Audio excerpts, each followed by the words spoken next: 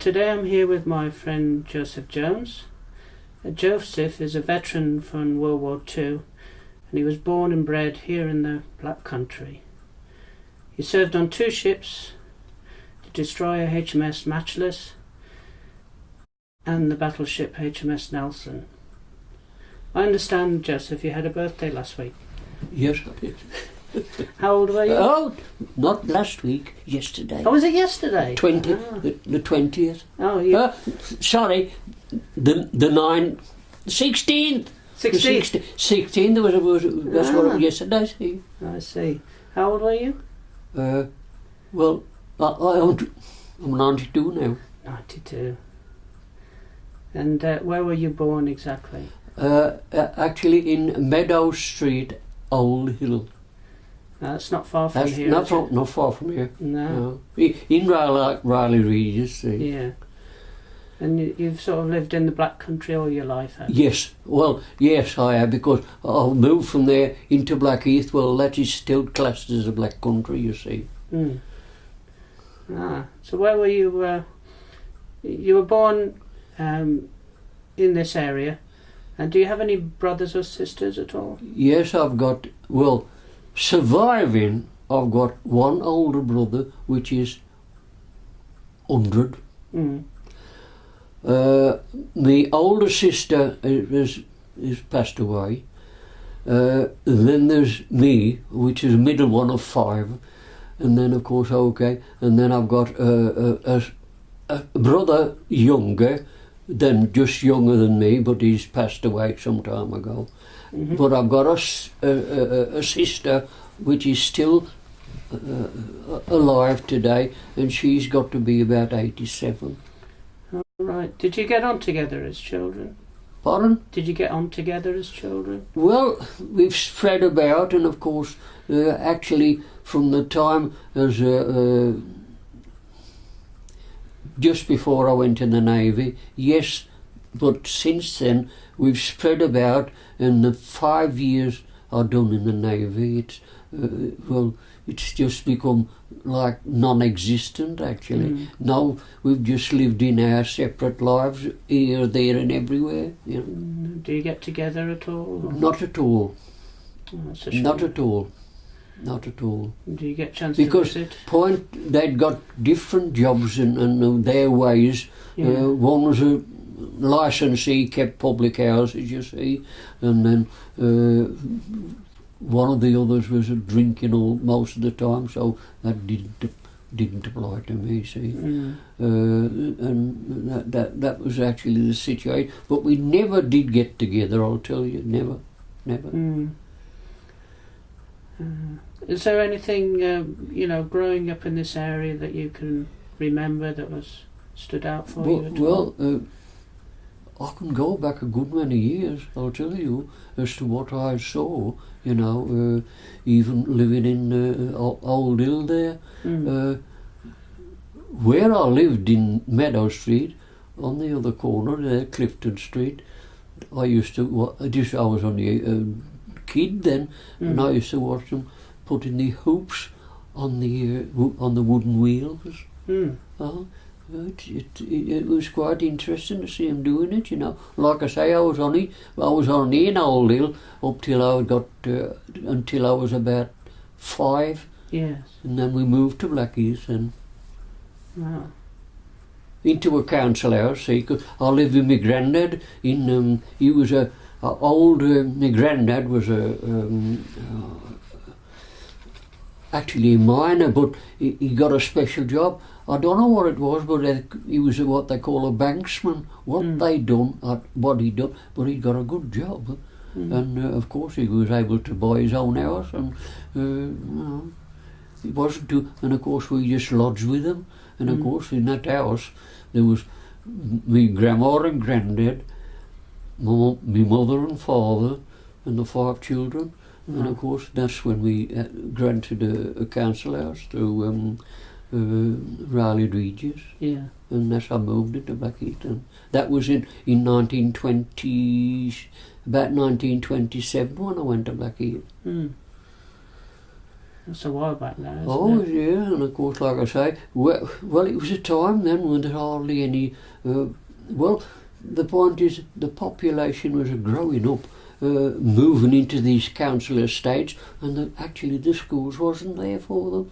So therefore, when I moved from Old Hill, straight away I went to in a church school at Raleigh there, while just until they could find something where for me, because I was only like 5 then, and it became the same all the way around, you know, because the population was growing through these council houses, and of course, okay, the building of the schools wasn't keeping up. That was just Victorian type houses, schools, and they just and so of course, okay, when I moved to Blackheath, and I was like 5, and then the first school I went to was up till I was 11. Back to 11.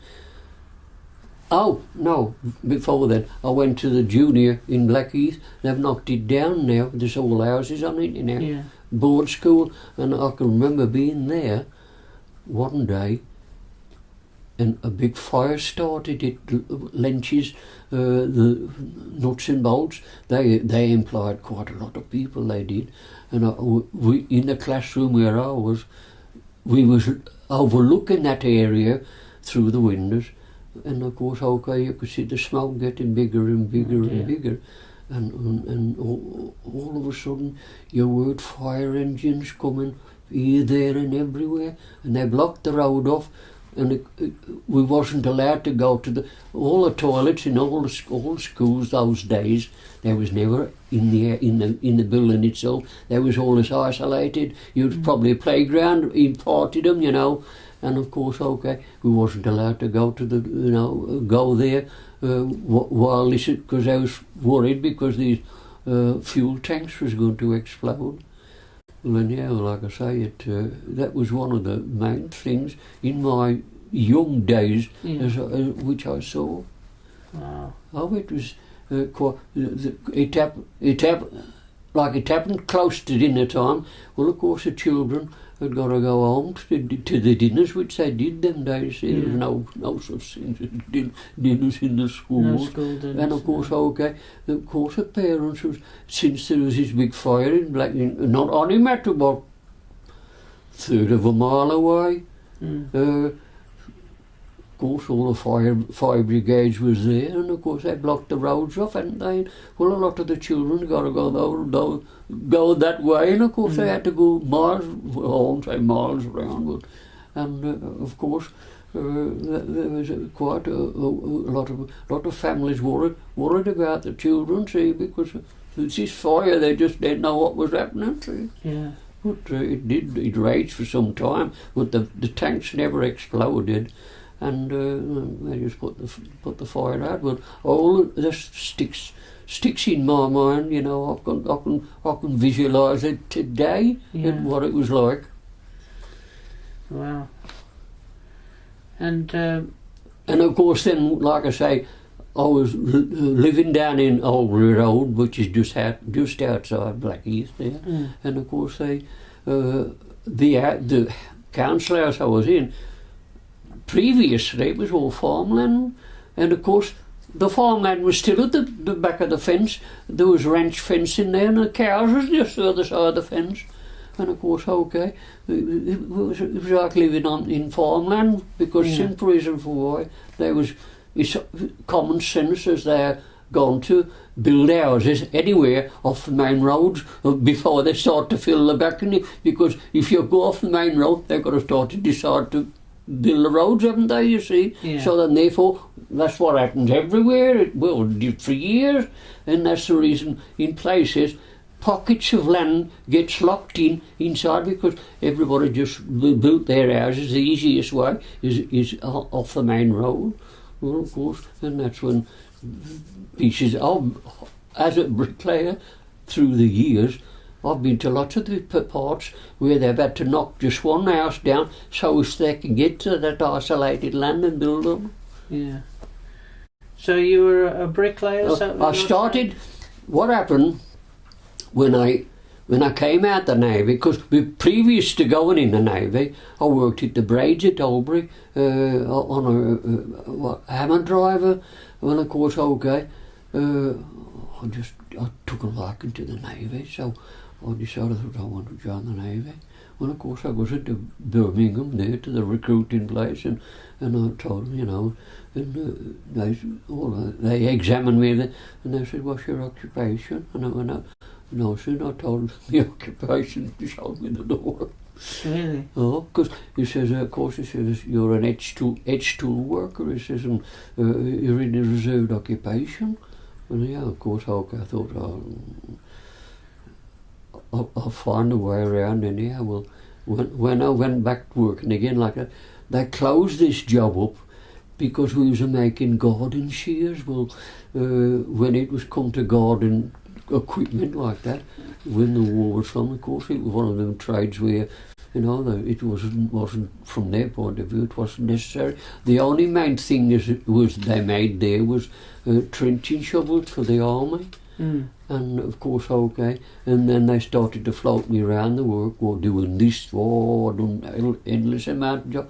I thought, this is opportunity, this is, you know, so I went up there, and they've gone through all the channels again, and I said, you got a job. And I told him, I said, I'm only labouring about. I said, going different job. I've got no permanent job. And that's when I was accepted. But when I went back to the work, the manager said, you can't go. I said, I'm supposed to be going Monday. You can't go. He says, they want to see you down at the Labour Exchange. So I had to go working at Albury. It wasn't far to walk to the Labour Exchange. And when I get in there, no sooner I got to the counter there, I said who I was. He says, go in there. And I had to see the National Service officer. And of course he said, you've joined the Navy. He says, you're in a reserved occupation. I said, I'm only been. He says, you're an edge tool worker, he said. I said, I just wish to fight for my country. Surely. And of course he was getting a bit agitated, and he says, join the B Navy then. And of course, okay, that's when I went then. And of course, I'd got to travel into Birmingham to join a group going from just where Lewis is there. And of course, okay, going up Broad Street, the bus, a double-decker bus, and I was sitting on the gutter side of the upstairs. And of course, as it went past Bingley Hall, well, of course, the camber on the roads, then what happens, if the bomb dropped on a road anywhere, it wasn't a case of just, making a special job of them. So long as the hole was filled in and level, that was good enough. Well, what had happened is the camber on the road had got quite a lot, and of course, as it went close to the gutters like that, it rubbed against one of the lamp posts. And of course, I was sitting there, and I thought, is that an omen? Not to go. Well, of course, I just joined. I did, and from Birmingham down, I've got to go to Fareham, which is just up the other side of the road, through the other side of the water, through Fareham to this HMS Collingwood, the shore establishment. And of course I there. Well, of course while I was doing my training there, and I was always one for breveting about, and even when I was young, I wandered off quite a few times. I got lost and something. But anyhow, there was at this camp, there was this big building at the back, and there was a pair of big doors on it, and there was a lock on it, but it wasn't closed. I thought, I just wonder what's in there. So, of course, like I say, it was a building well back off the camp, and yeah, I thought, I wonder what's in there. So I just took the lock and looked there. What I saw in there like that, I thought,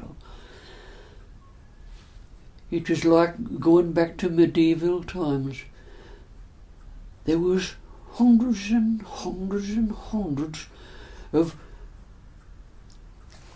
pieces of pipe with a bayonet welded in the end, and then there was another pile there, hundreds of them, truncheons, just a piece of pipe with some metal welded in the end, and there was like a cord through, like I suppose the cord was to put your hand through like that, and the cord would go round, and you and I thought, surely they're not there for we to try and it was because the invasion was of England was imminent, see, and of course I thought, surely we ain't gonna try and stop the Germans with them. And I thought, if I go back to the mess room where if ever I tell them what I've just seen, they'll all run off. But anyhow, I just kept it to myself, didn't I? And from what I gather, it was a place for stuff for the home guard. These special weapons. And then of course I'd done my training, and then it was to the barracks then to get to to prepare me for a ship. Well, of course, while I was there, I hadn't been there long, and I thought they sent me on a gunnery course. Well, I thought,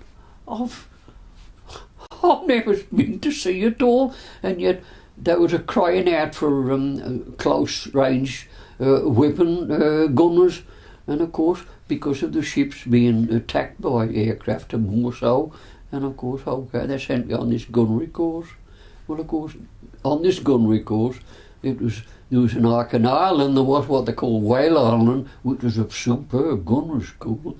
And of course, okay, we used to walk there about a mile every day to go and train.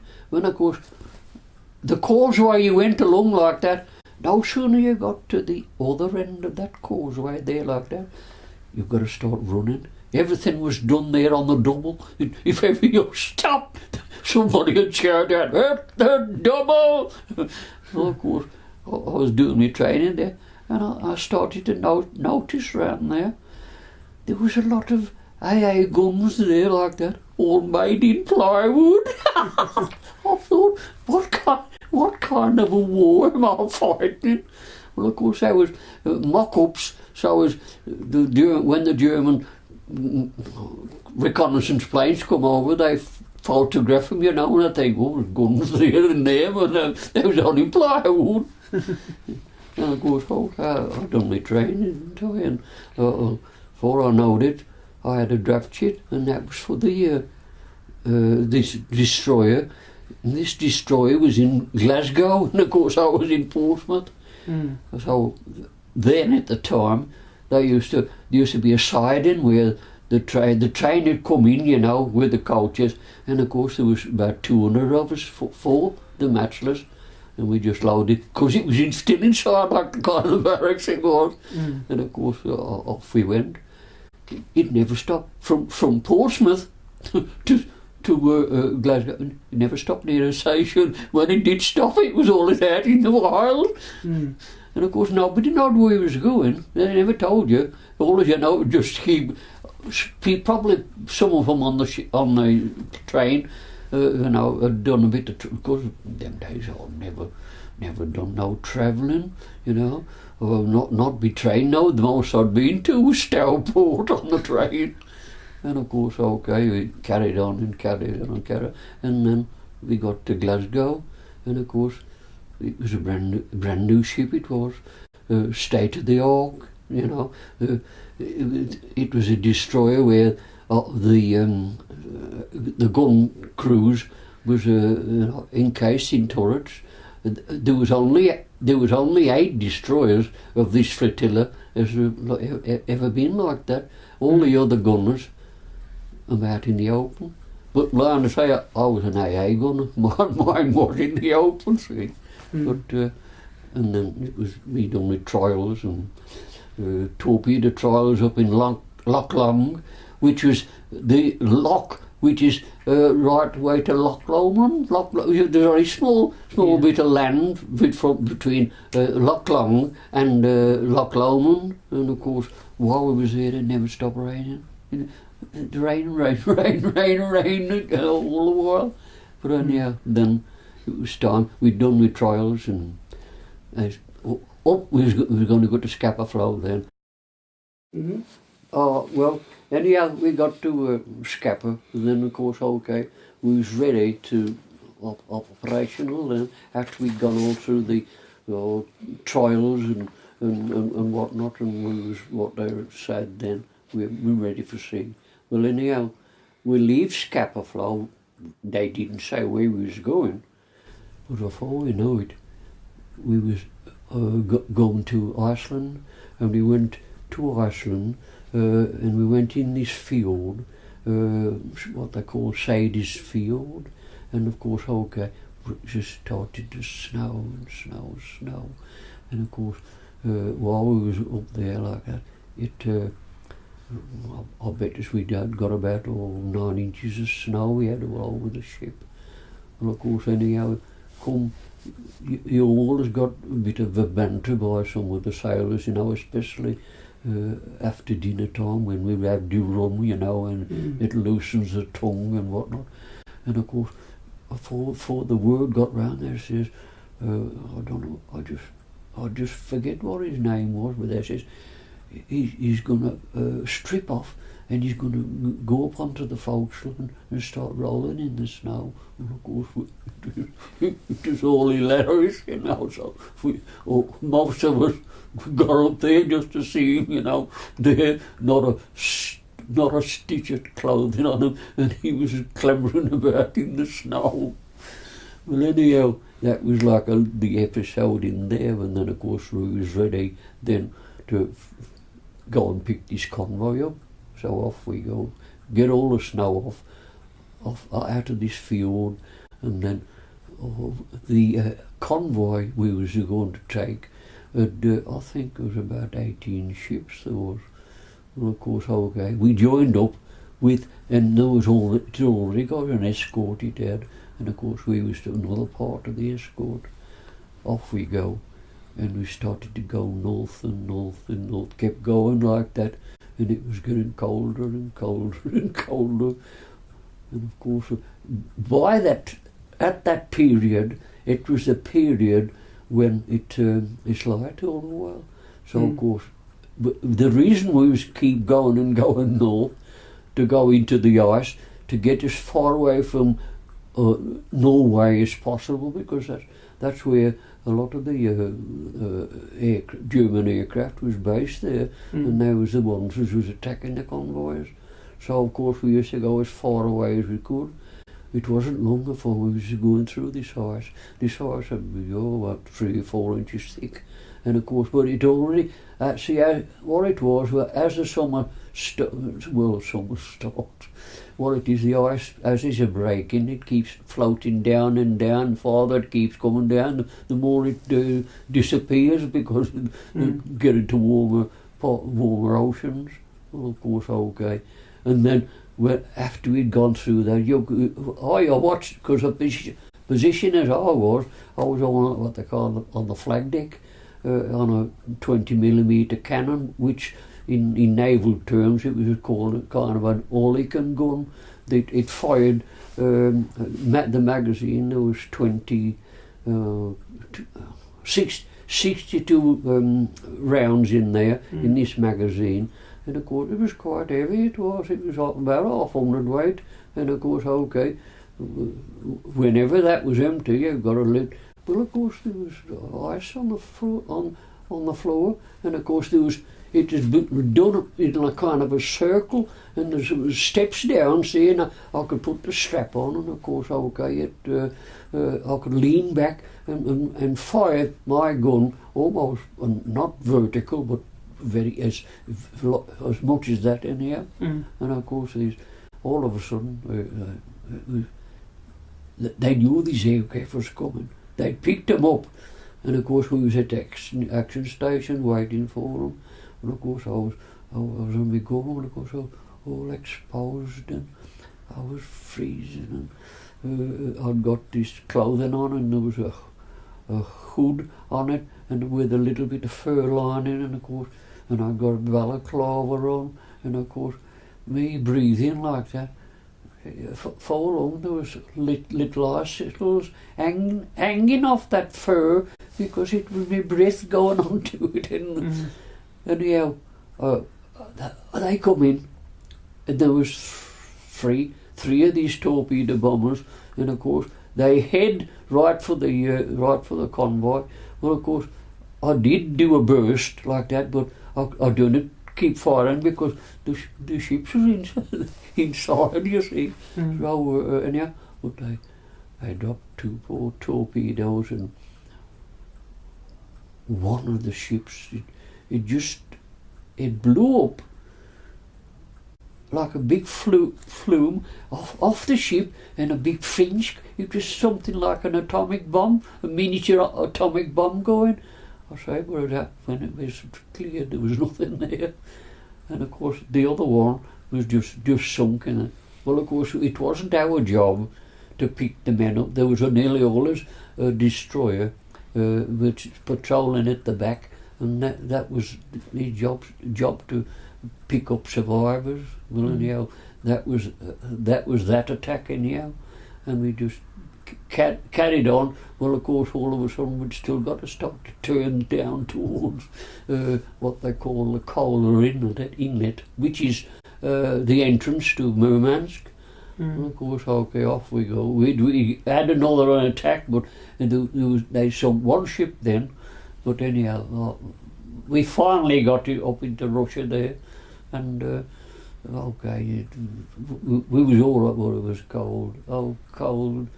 I thought, well, what a way to have to fight a war like this, and we was fighting more so against the weather, more so than the Germans, because I could do something about the Germans because I'd got a gun. You could do nothing about the ice and that. You just got to put up with it.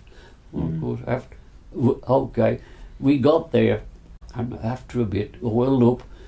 Doesn't matter when you went to sea, any time, if you only went out of the harbour for a couple of hours, when you came back in, you've got to go to the oiler. You've got to make sure as straight away, come what may, you was always topped up of fuel, so as you was always ready, come what may, you know. It was imperative that most ships done that. And okay, it was our job then to come back with an empty convoy, which lots of times they used to put timber on and anything to form a ballast, because otherwise when the ship was empty, off the screw would be sticking out the water. So they used to put ballast in there to hold it down, so as the screws, well, propellers in other ways, in old common talk. And of course, okay, we thought, oh, we weren't going to be all right. But of course, okay, we hadn't got to take the convoy back. What had happened, one of our cruisers, just previously to we going up there, had come in contact with some surface craft from off Norway. And of course, what happened, this cruiser got close enough to fire its torpedoes, and of course it fired its torpedoes, and one of them turned round and hit themselves. Oh dear. And of course, okay, it was done quite a lot of damage. Well, of course, there was a lot of mist and fog about. Well, of course, the ship is well, actually, what it was, a cruiser, the cruiser Trinidad. What the ship has been contact with must knew something would happen like that. Well, of course, when it was foggy and misty, it searched for a bit to see if they could find the cruiser, because the cruiser was on its own sea. Anyhow, it must have get in contact with the Russia, and of course some of the Russian ships come out to help, help it in. Well, it just crawled back into Murmansk. But okay, But just a little previous to that, after it had been in the dock there, they hadn't got the proper plates to weld the side.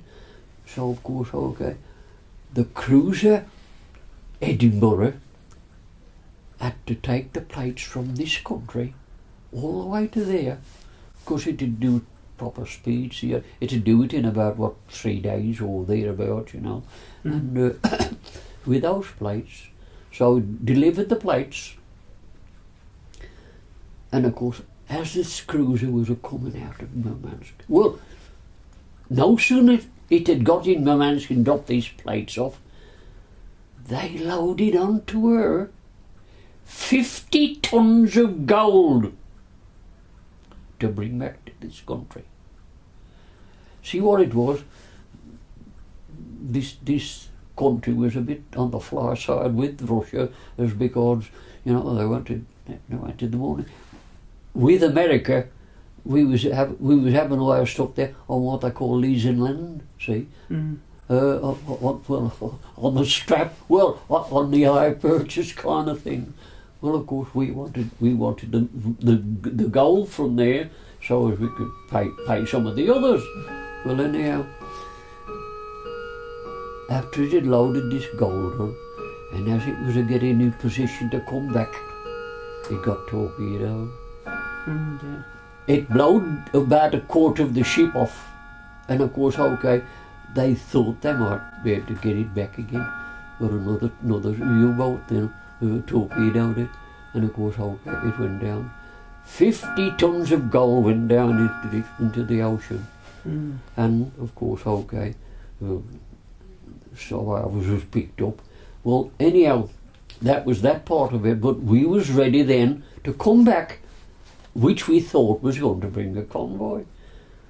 No, we'd got to escort this cruiser as had been damaged and been repaired, so there was 3 of us destroyers going to escort it back to the dockyards in England. Well, of course, we started off, you know. But of course, the Germans are no fools. They, in the air attacks they'd been having on Murmansk, it's obvious they'd see they'd see that cruiser, and they know very well it must have been badly damaged somehow or another, because if it hadn't been, it wouldn't have been in the docks there. If it had been anything wrong, it had been in England. Now come back. But anyhow, it was our job to escort it back. Well, okay, we started out, three of us was, and it wasn't long before the bombers come, and there was waves and waves of bombers coming in, to all kinds, torpedo bombers, and of course they was kept. They know very well as this cruiser had been damaged, but we was covered actually by other ships farther afield. See, so as if any ships did come out of Norway, these our covering force would have a go at them. See, well, anyhow, we carried on and like as if we was dodging these, but I was got plenty of work to do. I'm not going having a go at them. Well, anyhow, it come a bit of it was daylight, see, but it wasn't rough, but it was cold. Anyhow, all of a sudden, for some reason or other, one lone bomber broke through the cloud, and it must have been right over the top of this cruiser. It dropped 2 bombs, and one dropped right on the middle of it, and the other one went down the side and blew the patch up as had just been put on in Russia. So of course straight away it caught fire, and then it started to list badly with the side where the plates had been blown off. Anyhow, there's what they call a fire control men on my board ship. They detail off, you know, for anything, fires or anything like that. Well, of course, okay, but the fire got out of hand.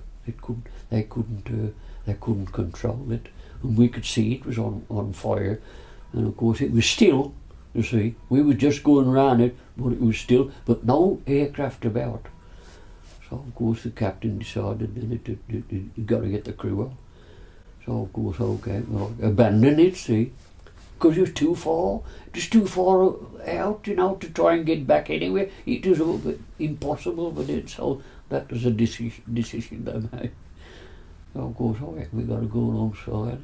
Well, of course, okay, as it was a listing on the one side, and we went to go alongside, and of course, the guardrail where my gun was like that, as it come in contact, it was crumpling up because that cruise was higher up than what we was. Well, anyhow, the torpedo crews and the pom-pom crews, what they done is, which is normally, the scrambling nets there are already fixed on the guardrail, so you've just got to get your knife, which Navy men always carry knives, see, and you just cut them clear. Well, of course, at that, they started to clamber on board,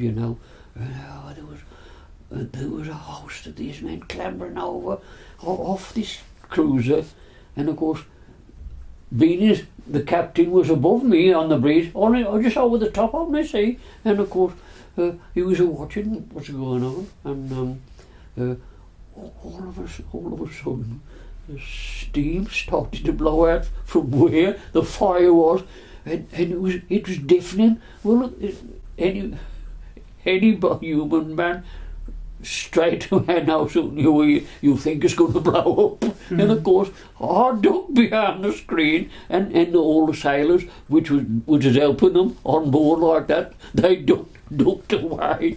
And of course, the captain was looking down. He bellowed out, "Get back! Get back!" Meaning to say, get back to help them on board, which it didn't.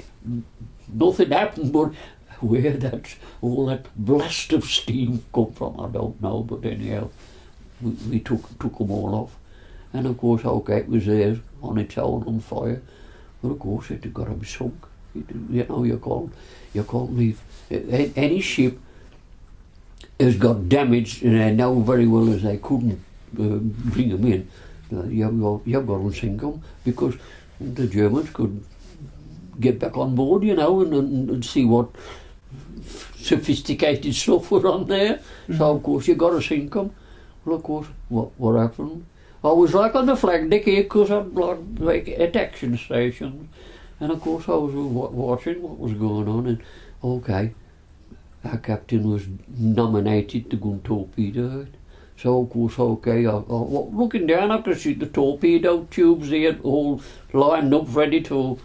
And of course, okay, they fired these 4 torpedoes, and of course I was just watching them.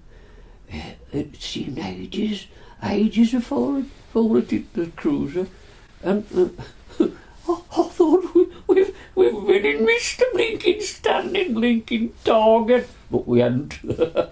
All of a sudden, thud, and of course, and then it would start. Afterwards, it started to lift up, and it just went below, but that was it. Well, of course, a simple reason for why we sunk it, because the captain knew. He says, come daybreak next day, they'll be here again, which they was. And of course, with our 200 survivors on board, our 200 crew is the ones who didn't sink and wait. Well, anyhow, they distributed themselves all about around the ship. Well, of course, then the bombers started again, didn't they? Well, of course, without a word of a lie, by me on the flag deck, I'd got an audience of about 40 just watching me firing at these aircraft coming in. But they didn't. See, they've got a job to hit a destroyer when it's doing about 25 knots or something like. You've got to. The only way you're going to hit it is you've got to dive bomb it like the Japs do, see. But it's got to be a manner of a suicide attack.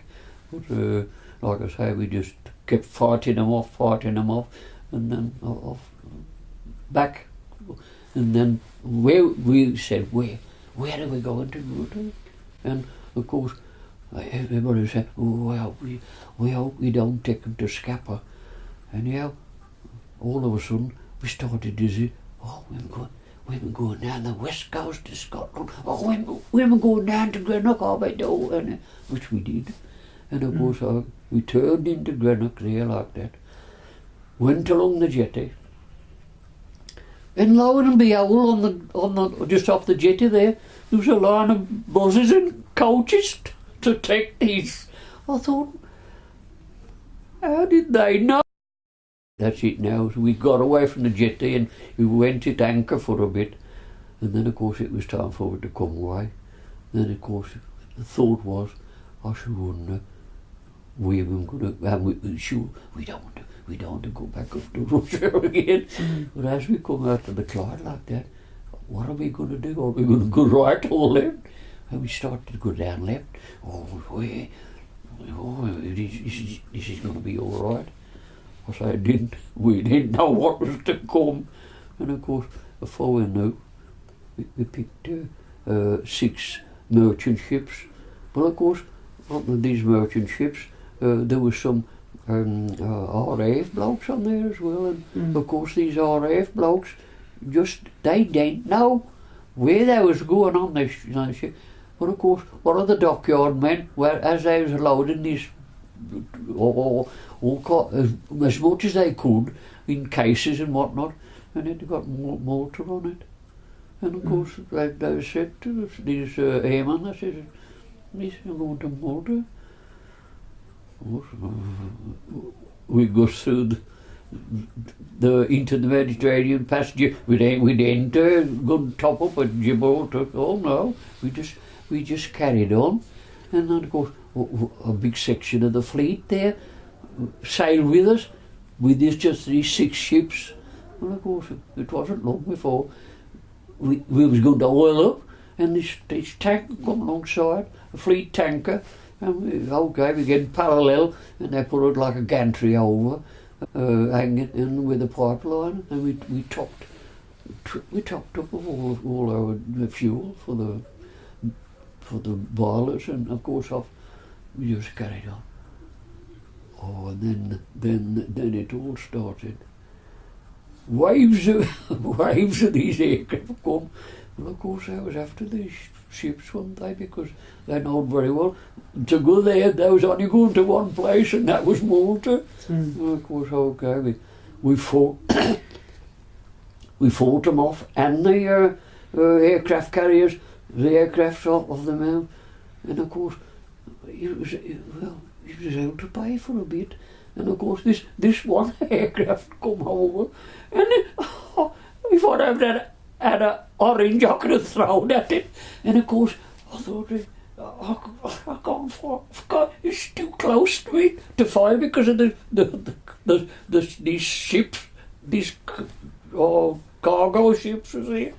So of course, just as he was about to go over our ship, I give him a burst up his behind, and it was that close you could see the pilots inside. You know, I could have thrown at them, and of course, afterwards my mate said on the other gun, on the starboard side, he says after it went over, he says it kept getting lower and lower and lower. He said, this is what, of course, what happened. This is one of these aircraft off the aircraft carrier just shot it down. So otherwise we could have claimed it, but we didn't. So of course, okay, what happened then? We've got to go through these what they call the Pantelleria Straits. That's right the tip of Italy and North Africa. And of course, what happened then?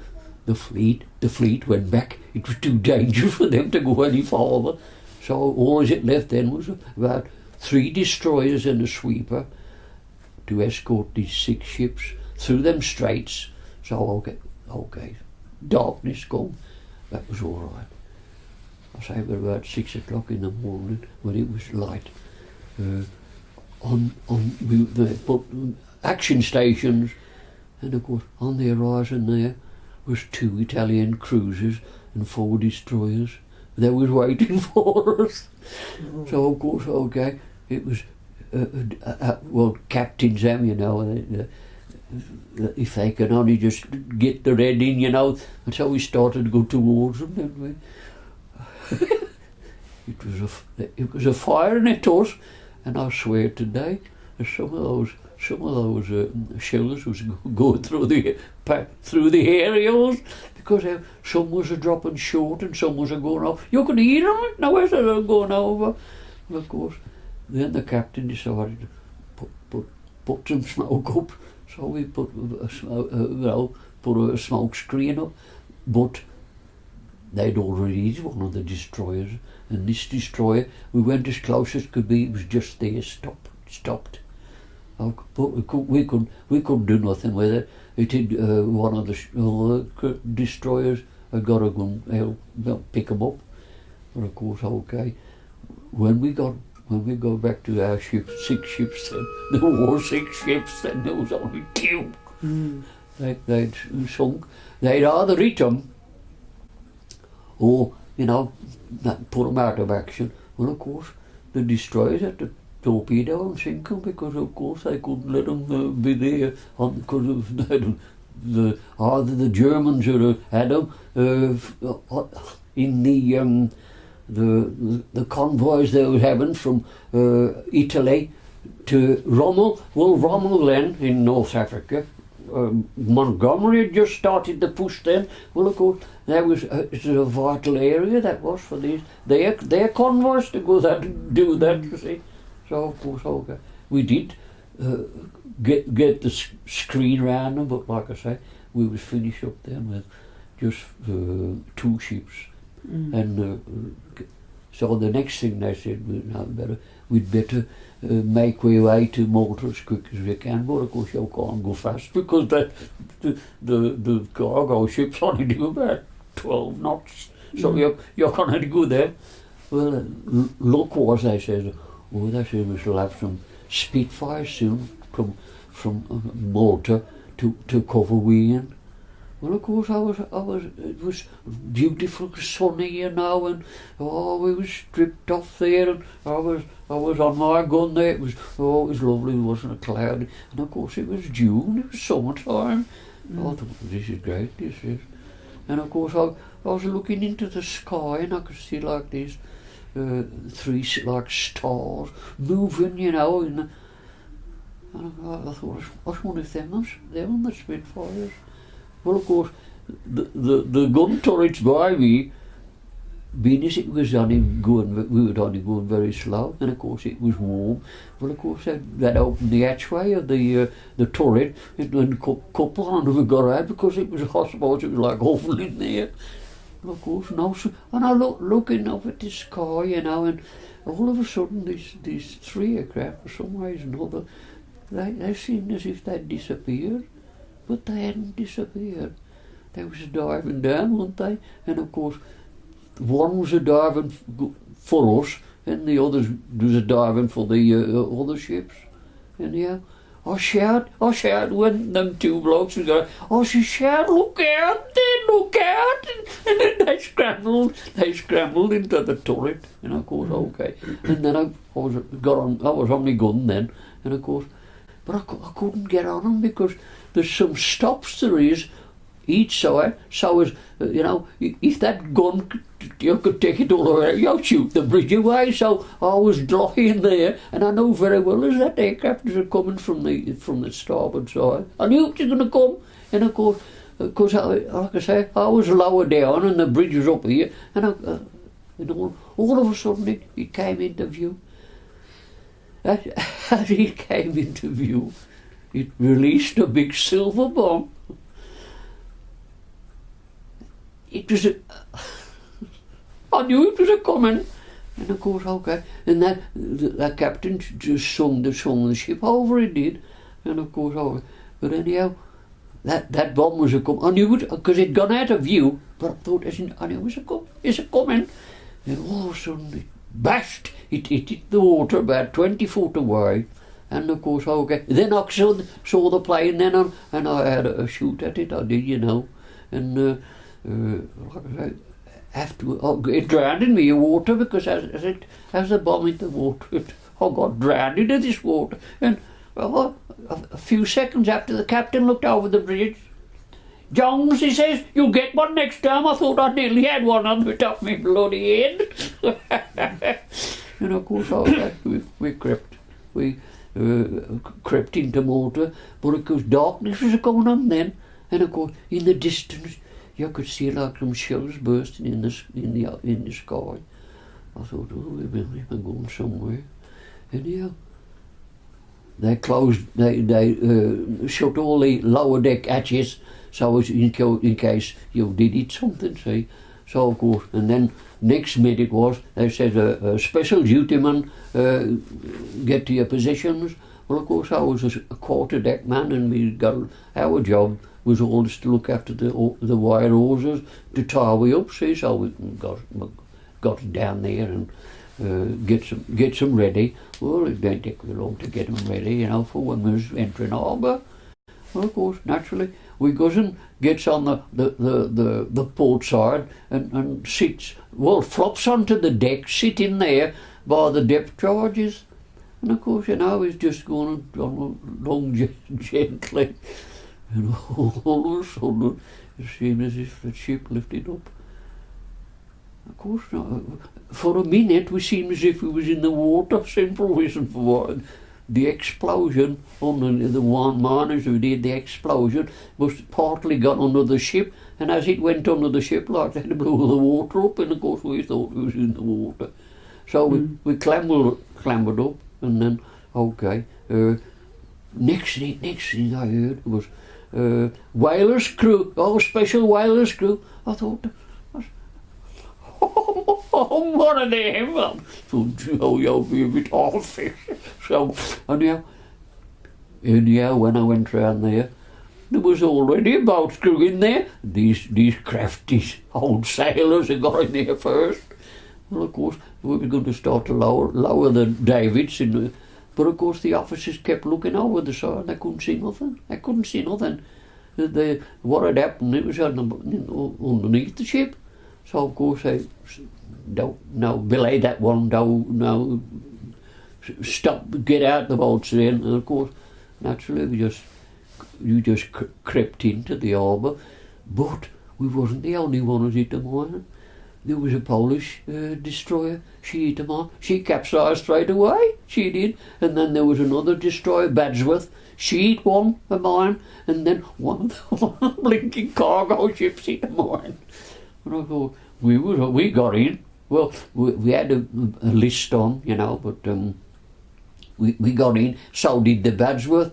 Well, of course, the crew on the Polish destroyer was all picked up, and of course the cargo ship has got it. It didn't sink that. So of course we just crept into the harbour there. I thought, good God. When they talk about places going into hell, we've just come into hell. And of course, with all the damage it was done, with the cranes and things leaning over, and oh God, and we just crept in, and there was a ship sunk there with the mast still sticking above the water. Well, of course, it was a work of art for our captain to get in. So of course we gets in and ties up there. Oh, everybody was shattered. And of course, they wouldn't open the mess deck, so because I was in a lower mess deck, they wouldn't open the hatches until we got into the dock. Well, anyhow, of course, naturally, by that time I dried out. I had the sea water because it was like warm night it was. And of course, you can sleep anywhere, but no, they ain't open the hatches for you to go down there until we get into the dock.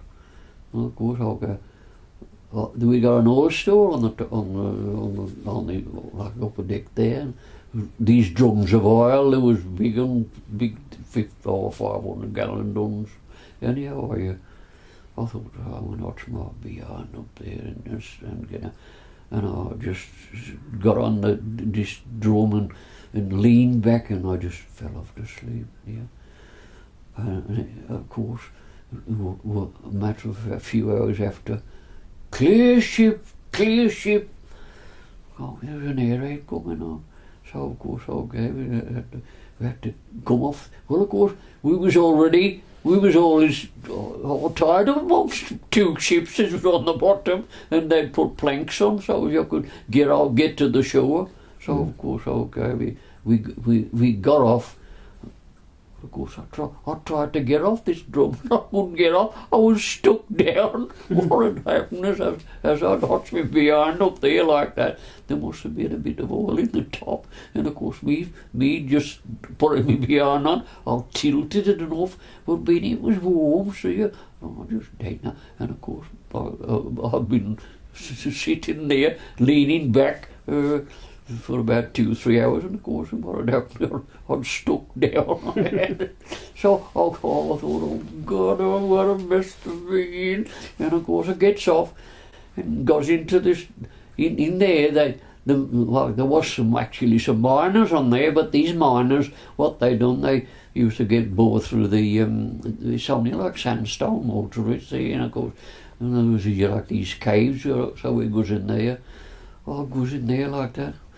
Go down these sandflies and blink. I thought, well, I don't know what's worse, it's blinking sandflies or... But eventually we got into the dock, and of course, when we got into the dock there, these dockyard men was here all over the blinking.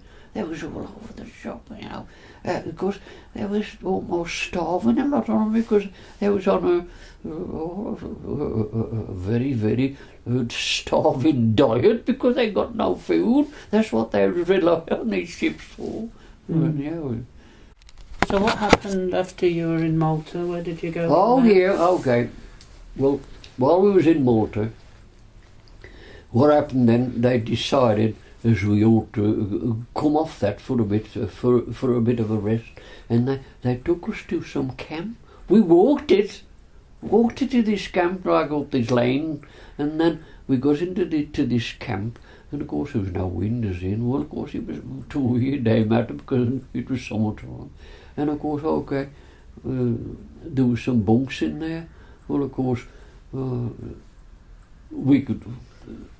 There wasn't much to do other than, like I say, what we used to do is go down to the coast there. It wasn't not only just right down below, a few many yards away.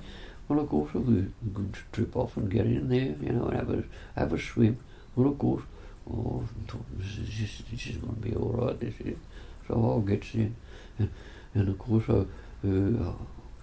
while I was in the water a bit. All of a sudden, my foot touched something. I thought, what was that? I was out like lightning. I don't know what it was from that day.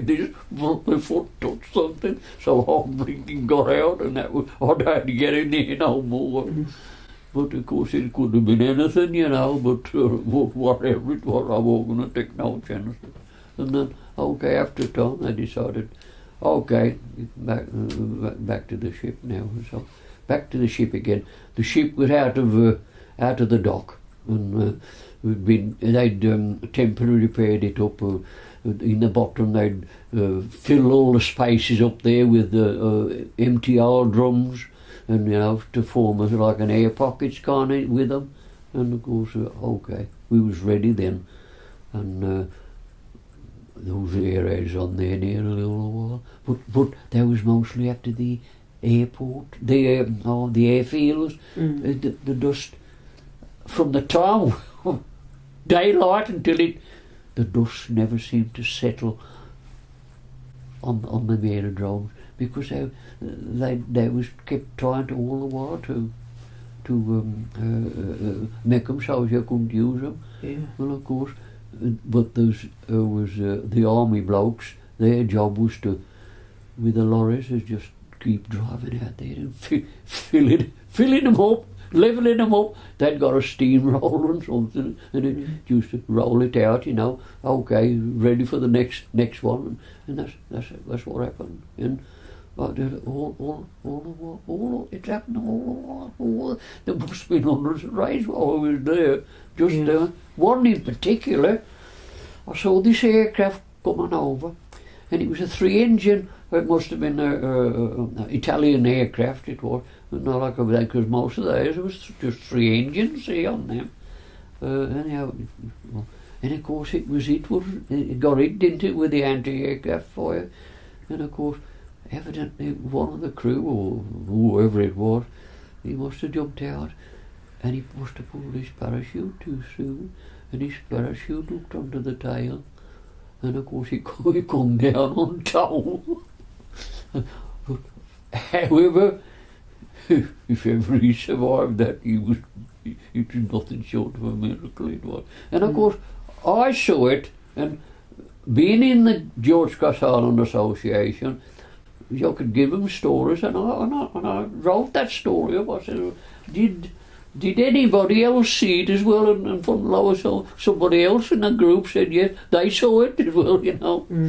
And like I say, I've never seen nothing like that before. And like I say, he must. I don't know what how many in the crew, I can't tell you. All I know is that one, as he jumped out, like I say, he must have pulled the cord too soon, and it just, well, unfortunately, it hooked on at the tail. Yeah. And then, of course, okay, come the time when we was ready, you know, to come away from there. Well, of course, what they done is they stopped we leave. Then no, there was no leave ashore, and of course, they went no but to go ashore to tell them say we was leaving tonight. So, but of course, they reckon there were some spies on Malta Sea. But anyhow, anybody with a bit of sense, you can't get a ship to start moving unless you're going to make some smoke, because however you heat the boilers up, no sooner it starts to blow the fuel in, it's going to make a certain amount of smoke. You can't avoid it. Yeah, for a few minutes, you know. Well, of course, any sense would know. Well, anyhow, we left, didn't we? And we left with two ships, cargo ships, on our own. There was only us in the 2 cargo ships. So of course we left, and it was darkness then. And of course, while we was going through the darkness, all of a sudden these three aircraft come, and oh gee, I thought I was all over now. But that was our 3 aircraft. That was our bow fighters. That was going to attack the convoys, going to feed Rommel. Yeah. I thought, well, we didn't know at the time, but we found out afterwards that's what they were. So, of course, what we done then was hug the coast of North Africa, as close as you've got to keep out the 3 mile limit, otherwise they can fire shoot you, or take you, if anything happens, they can take you in, you know, and intern you. So of course we used to keep on that. We were just going along all comfortable, not quick, because we got these cargo ships, empty ones going back. And of course, but during the day, what happened? This reconnaissance plane come and picked you up. Well, we had orders before, and there was nobody to go on the upper deck at all. Nowhere in English sailors' uniform. So we should fly the Italian flag. See, but anyhow, this reconnaissance plane kept going round, and then after a time, our captain said, either me or my mate, we've got to take it in turns, go in the crow's nest to see whether there was anything going to leave the coast, you know, so as we can warn them forehand. Well, of course, goes up there like that. Well, of course, at that time, this aircraft was still flying around, and then it must have been a bit curious, and it started to come in a bit closer. Well, the captain thought it was getting too close to nosy. Well, of course, they forgot about me up that crow's nest. And of course, I looked down below, and I could see everybody running, you know, on the deck there like that. And all, nothing, them, our main guns just go boom, like that, and fired at it. I thought, that's done it now. Well, of course, they don't know I was up there. And there was a vice pipe there, you know, there's a pipe, that's all the only coming there. There was a vice pipe there with the lid on, and that lid must have been on the bridge. And I looked, and of course one of the officers looked up and he's come down. So I go down. So I must be the only one who's ever got up in the crow's nest and them guns open fire. And yeah, we just carried on and thought every mile now we're getting further away from it. And of course darkness coming on again. And all of a sudden on the horizon there was this big ship coming, and it was all illuminated up, you know. Of course, bear in mind, this war, it wasn't all over the world, you know. There was a lot of neutral countries. Well, of course, they were still with all their lights on, and of course, it went silent. No flashings or nothing, you know. It just went by in the night as if it wasn't there, kind of thing. But I thought, look at it, it's all illuminated up, you know. Well, it must have been some of these neutral countries, some big ship, you know, of theirs. Well, like I say, every ship on the ocean warned to enemy, you know, because even in Ireland, a lot of the little boats off Ireland there, they was neutral, weren't they? Southern Ireland, so they were neutral, and they was free to do what they wanted. Well, anyhow, next thing was like the darkness was still on, and of course, and one of the lookouts reported as a ship had left the shore, and of course, okay, straight away the captain decided then to get the searchlight ready and get it in position like that, and of course the gun screws got in the guns ready like that, and of course they don't know what they don't know what it was, but they thought it was coming out to have a go at with. No signals went on, and all of a sudden the captain must have said, "Searchlight on," and the searchlight was on, and it was whatever it was there. I don't know, from that day, I don't think nobody knows at the moment. And of course the guns opened fire straight away. Okay, that was it. Carry on again, it was silent. During the war years, there was some publicity person, who they were, Reuter reported as this big ship had been fired on it. We found it. Whether it was sunk, I don't know, but anyhow, it was Reuter reported it about, you know, about this, but we just carried on.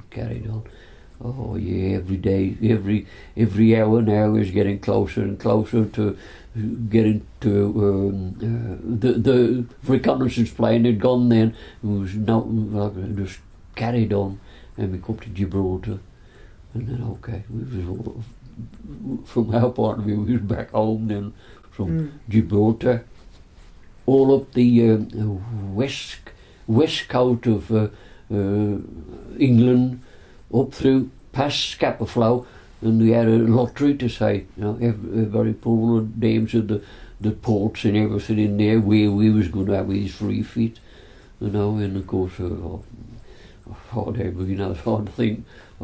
think one was really old somewhere, anyhow. We goes down to Newcastle, Jarrow, and that's where we got to have the repairs done, and we lived up there for a bit. Condition was terrible. It was. We used to go to a doss house for we meals. It was an old man's home, pre-war days, and of course we used to have breakfast and dinner there, and sleep anyhow on the ship. Of course, all the work was going on, you know, dockyard men there, and altering this and modifying this, and then the damage of on the side, it was done properly. That was it then. That was that, like, commission then. Of course, okay, we had 6 weeks leave. Back, we were ready for sea now again. Off we went, Scapa again. Up to Russia again. We done 16 trips up to Russia, either with the convoy or covering force, you know. Yeah. It just got a...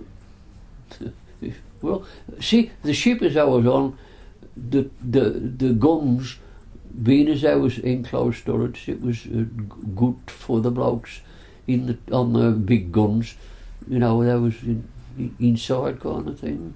Mm-hmm. But of course, little Joe here was on the flag deck, perched on the outside on my gun. It was endless trouble. You put your canvas cover on, and of course, okay, you had a job to try and tie the cords on me because we had gloves on, and if you take the gloves on, okay, so no sooner touching it, I feel like that, you feel your fingers would stick for a bit, you know, and it was, oh dear, to fight a war like that. It was the weather as we was fighting. It was easy with the Germans because we could fight back, but the weather you just can't. There's only one man in the history of the world who has done anything about the weather. That was Jesus himself when he stopped the waves. He was there. Nobody else has ever done anything like that. Nobody. That's true. It doesn't matter anywhere in the world. Hurricanes, barricades or anything like that. That water is powerful in itself, and it looks to me as that is going to be the downfall of this world as time goes by, because it's a rise in the water levels, and it keeps going and on and on and on. Doesn't matter what you do and try and stop it like that. That water's going to find its route somewhere. Eventually, doesn't matter what you build up. It's going to happen. But like I say, it's going to be a good many years to come. So other than the convoys, where else did you go?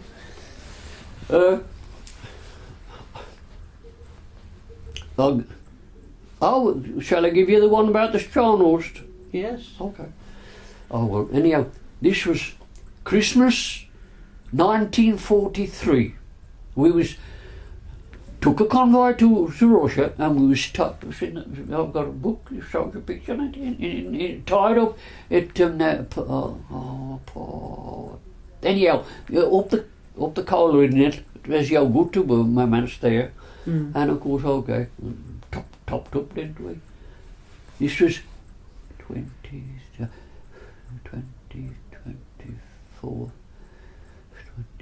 the 24th of December, and of course, okay, we was going to come back.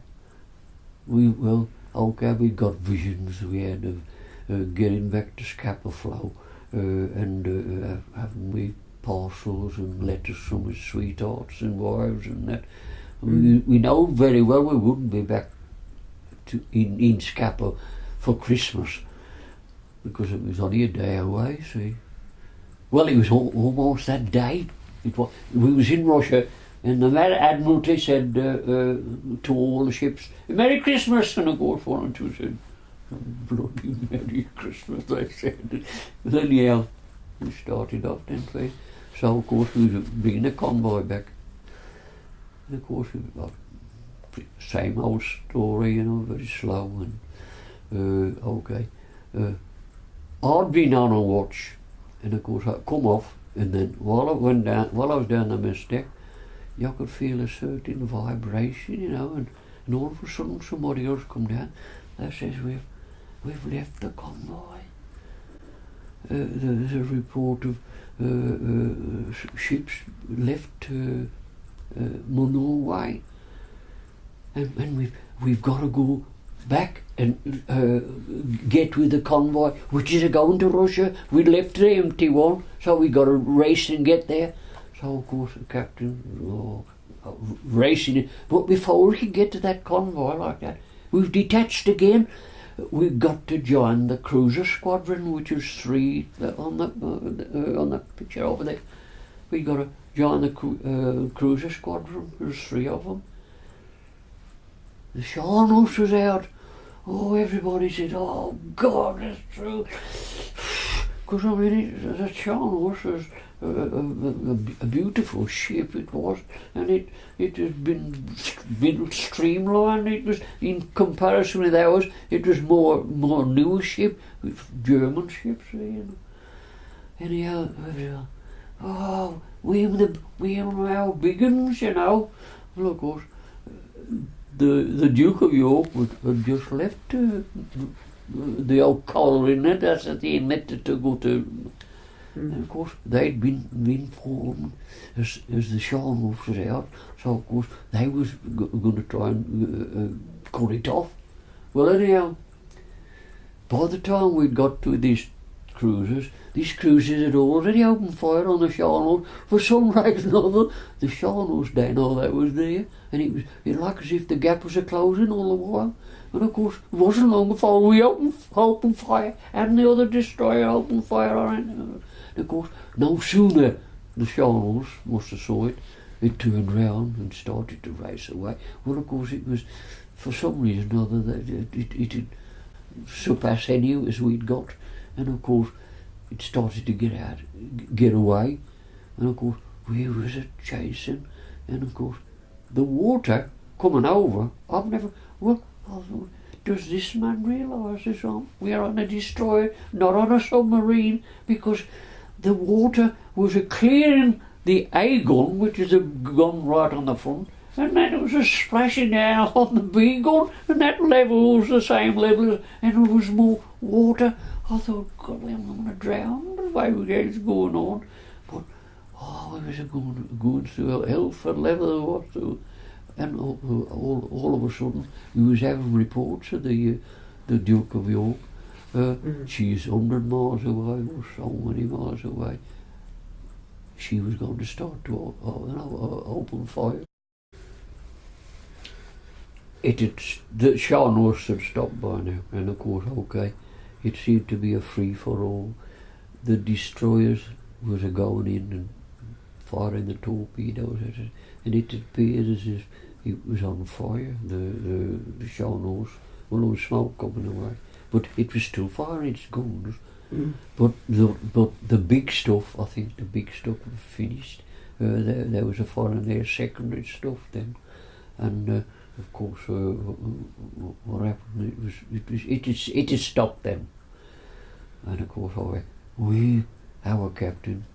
I couldn't see this ship, because what had happened? There was a fire in these star shells up, and it had made everything, the darkness look light, you know, and of course the star shells you could see them floating down, but like I said, the way we'd been going through I didn't know what ship was what, but anyhow, we started to go very, very fast, and of course then all of a sudden on the port quarter, which I was on the beam, on the port beam, I looked up, I could see this ship then, and I thought that's got to be the Scharnhorst, and it was tilting like that, but it looked as if some of the guns were still firing, which some said they was, but I say they wasn't. I reckon myself as some of the destroyers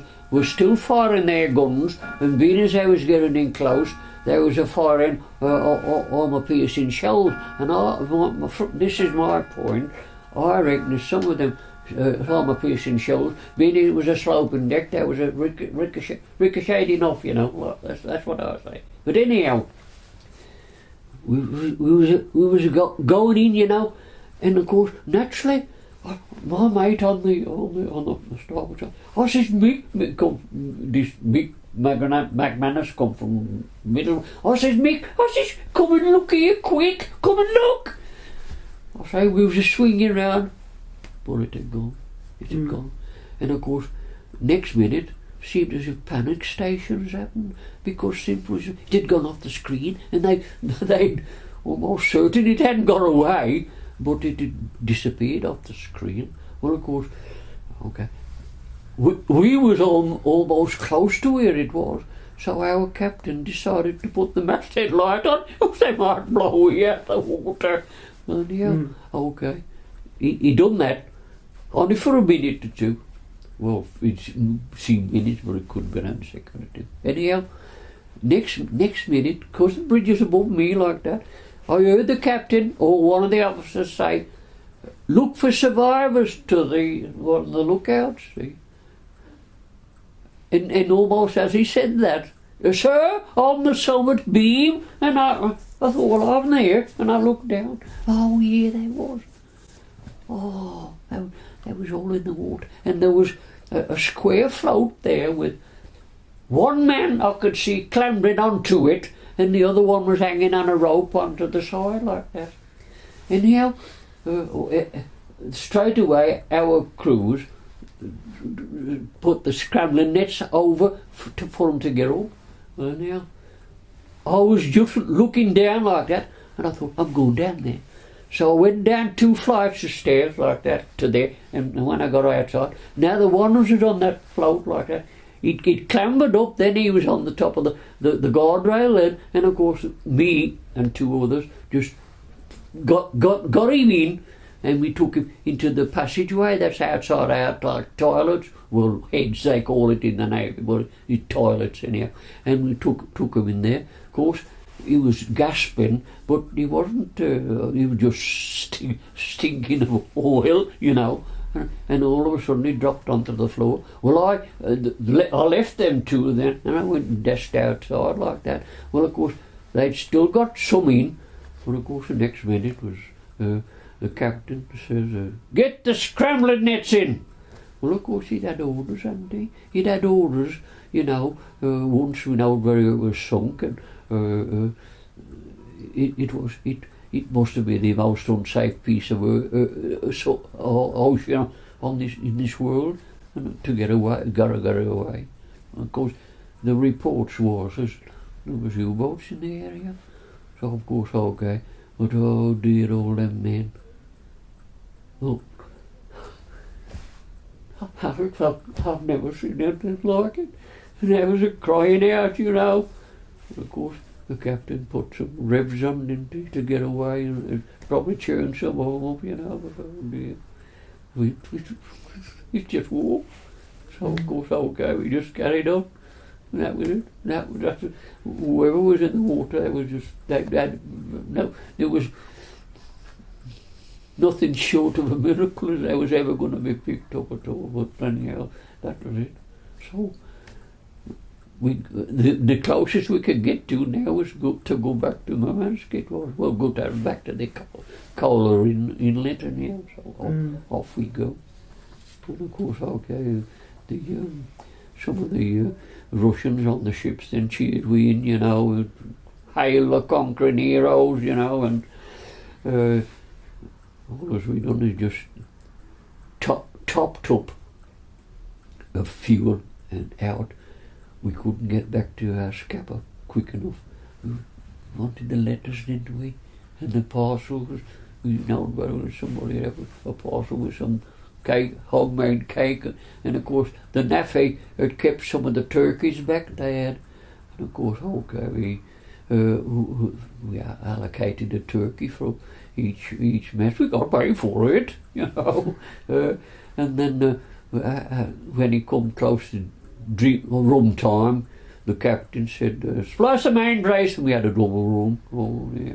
And of course that dinner time, when we was there having our Christmas dinner, that battle was won over and over and over again. And like I say, it was on the radio about it, but they didn't say what ships were involved, you know. And of course, like I say, a lot of the blokes, you know, that ain't right, you know, to name. Of course, I don't want to lose that kind of information out, you know, as to who was where or where they was, kind of thing. So of course, they just reported it on the radio, but it seems sad that before the Scharnhorst went to sea, it took on board 50 boy cadets. Well, I suppose kissed their mothers and sweethearts, and that was all. Never no more. And of course, okay, there was in the survivors list. There's no cadet there at all. It's such a shame, but it's war. It's either you or them kind of thing, but to think as them kids, they'd be that proud that they was going to this famous ship. And of course, they was going to the deaths. It was, I know, I'll think about it time and time again. Them kids today, they'd be close on 100 today, because they'd be on there. That was only like cadets. So anyhow, that was episode.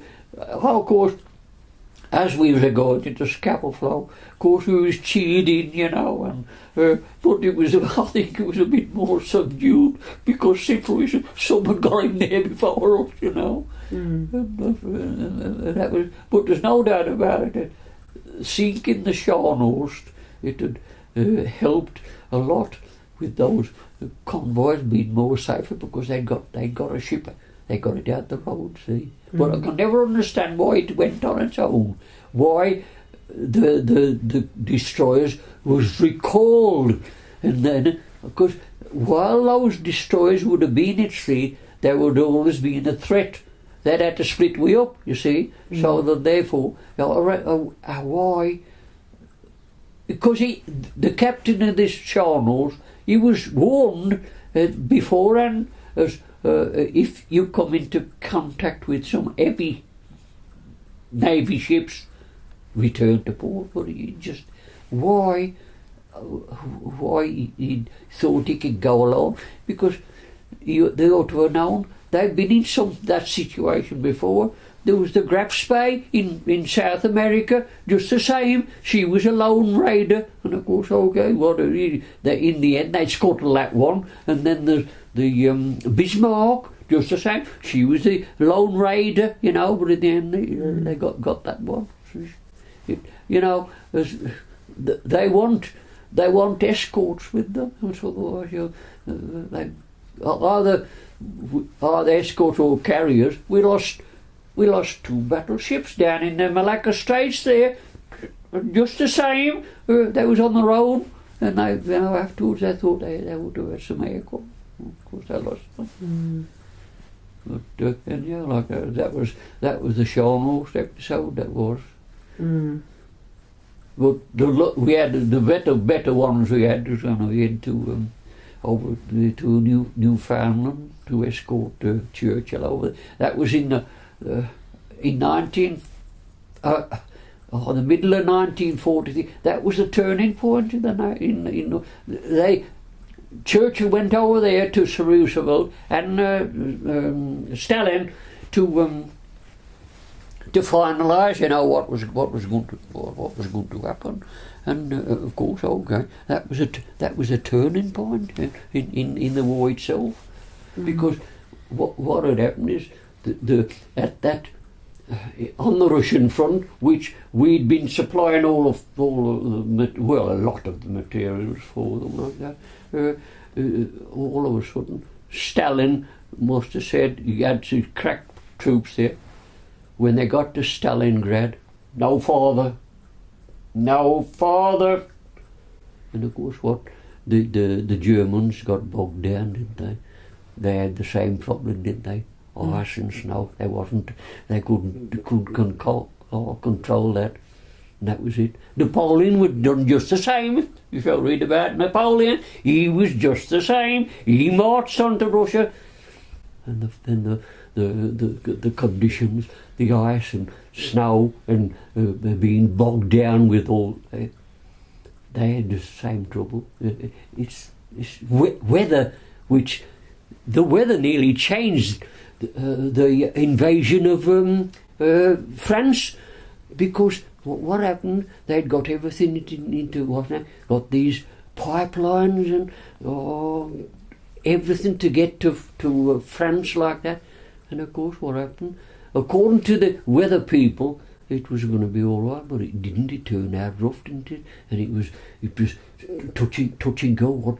Whether to carry on with it, what they carried on with it, they did. And If you read the history about it, it's true. I'll tell you. As the weather, in lots of cases, it's got a lot to do with what you're doing. Mm.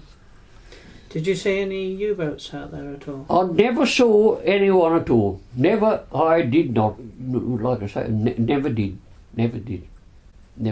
Even, of course, there was a lot about, and of course, I was attacking a lot of the Atlantic convoys. Well, like I say, I'd never done any Atlantic. All that we done was escorted Churchill over there. What he done is he got on the Queen Mary, and of course it was made so as certain warships like that would cover so far over there like that, because at the time aircraft, when you get to the middle, about 1,500 miles like that, it's getting out of the way for the aircraft, you see. So they can't. If they get there, they can fly over there from one to the other like that. But no sooner they get to the middle like that, they've got no juice and everything to do whatever they want to do. So that's the reason there was none of them convoys ever attacked. Like I say, in the middle, there was U-boats that are doing it, you see. Mm. And of course, like I say, Churchill was on the Queen Mary, and of course we got.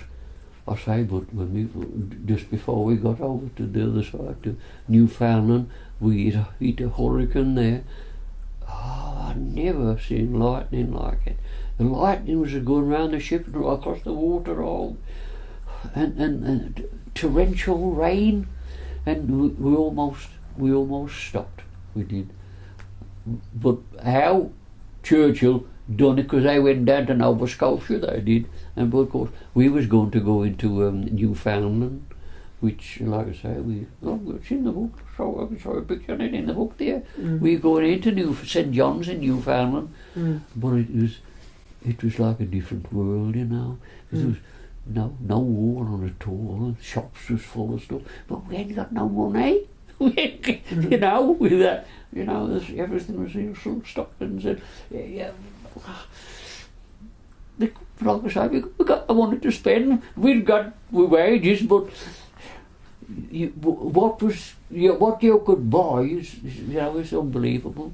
Mm. It was this St. John's was just like Dodge City.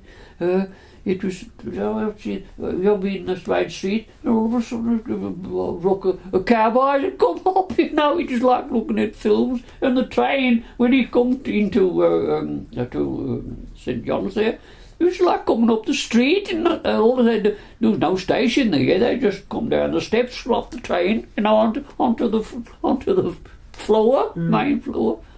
It was, but we lived well. Fresh salmon, but I'd still rather have the salmon out of a tin, more so than, I'll tell you that, we had the dish like that, two big salmon in there, but salmon is the way you prepare it, you know, from our point of view, it was like having two big cod in the blinking, you know. Yes, well, the war had just come to an end now. Who was in Malta, and of course, okay, I'd already joined the battleship Nelson, knowing too well as the war was still on in Japan and the Far East.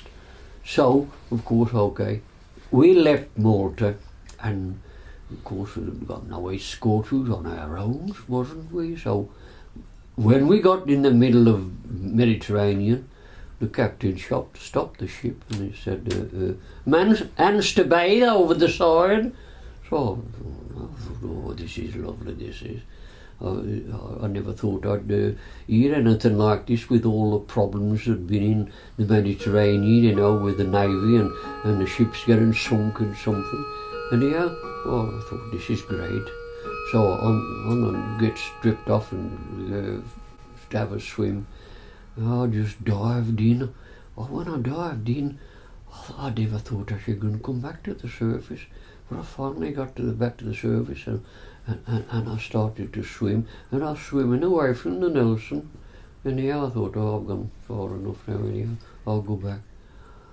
Oh, did I have a job? Because the current was taking me away, like as if as I wanted to go back to the ship. The current was pushing me back again.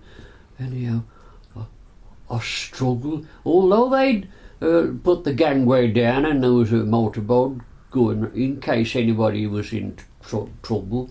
But anyhow, I was fighting to get back to the gangway. No sooner I got to the gangway, I thought, that's it, I don't want no more of that. So off we goes again. We stops at Alexandria and going ashore there. And of course we thought, we'd have some photos took in Alexandria. But anyhow, they said that'd be a day, so we said that's no good anyhow. So we goes to the pictures, didn't we? Well, this pictures was open air on it, and of course, like I say, it was only like the walls round it, and there was like creepers growing up, plants, ivy and stuff growing up, and the chairs were only like lined up, and while we were sitting there, the blinking mice were running about on the floor. So we soon got out of there anyhow, and of course, back to the ship.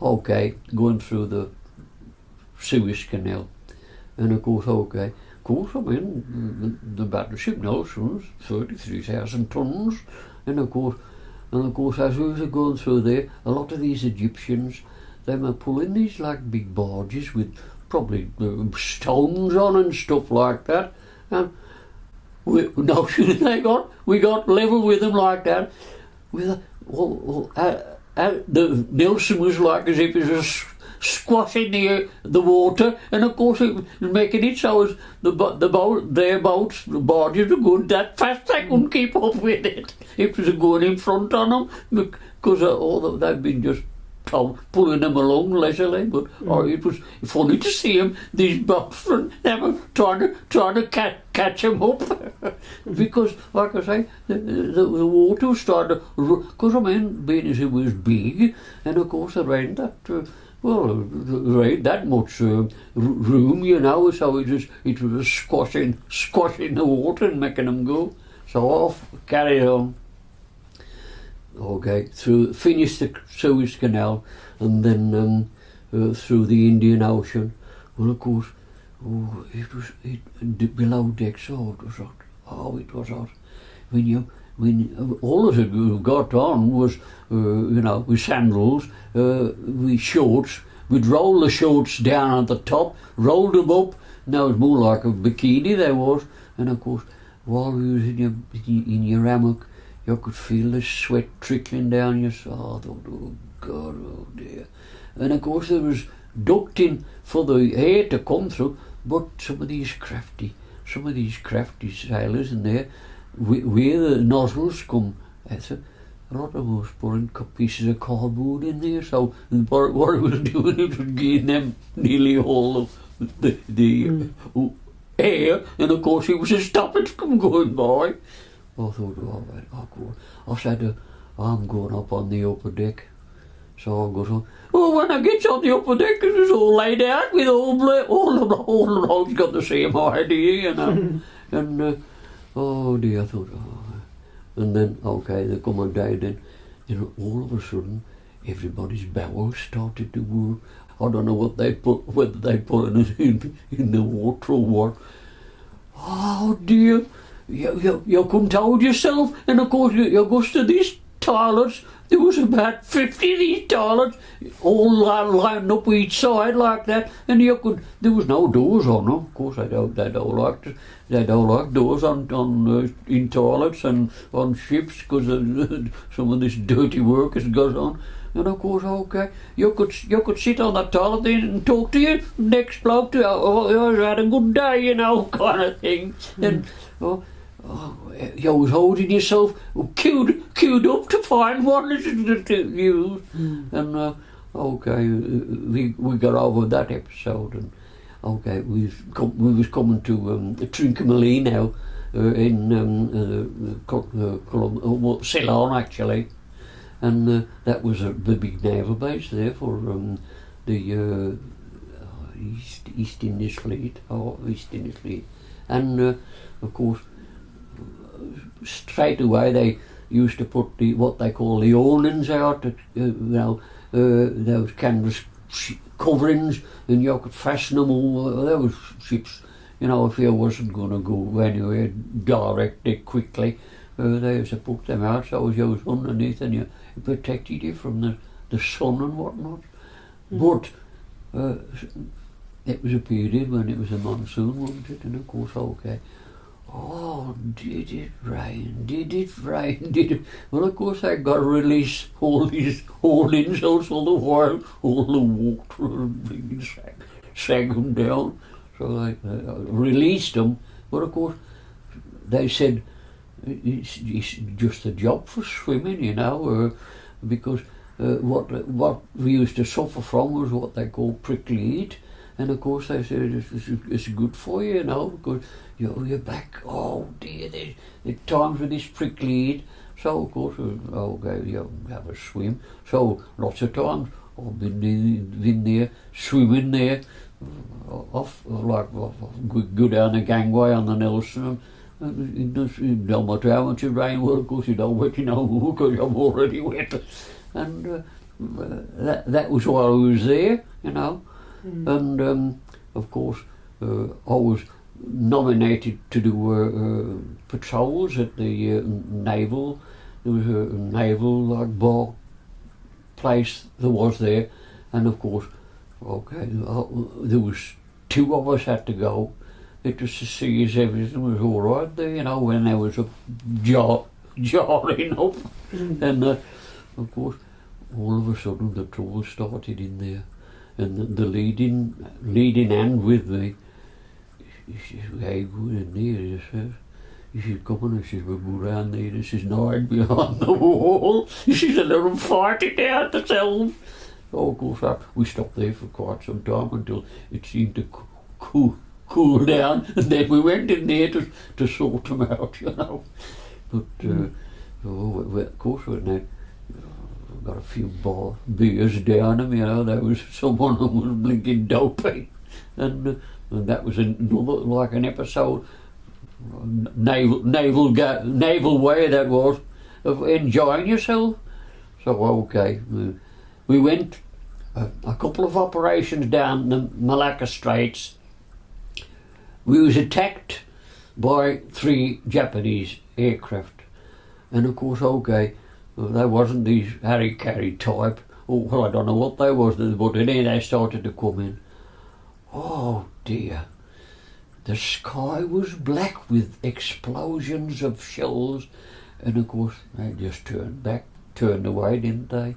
And of course, one of them, as it turned away, it crashed onto one of the sweepers there, because we got some minesweepers, see, going down there, see, because they wasn't so sure what the Japs had put in. So anyhow,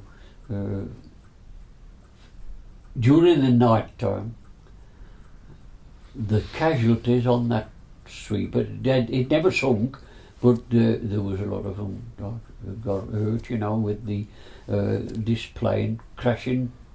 I don't know if it crashed on it or near it, but anyhow, during the night they ferried them over to us, because like I say, on the battleship Nelson, there was a theatre, and it was like an hospital it was, and of course they was there trying to put them together and something, and of course then as they couldn't, what happened is that was going to be buried at sea, but they always do the job properly. What it is, the sailmaker, what he does is gets the body, and they put a shell in the bottom of the canvas, and then he sews it up, you see, and then of course it's ready for burial, and of course to bury them, they got a kind of a table with just 2 legs and 2 hooks on the other end.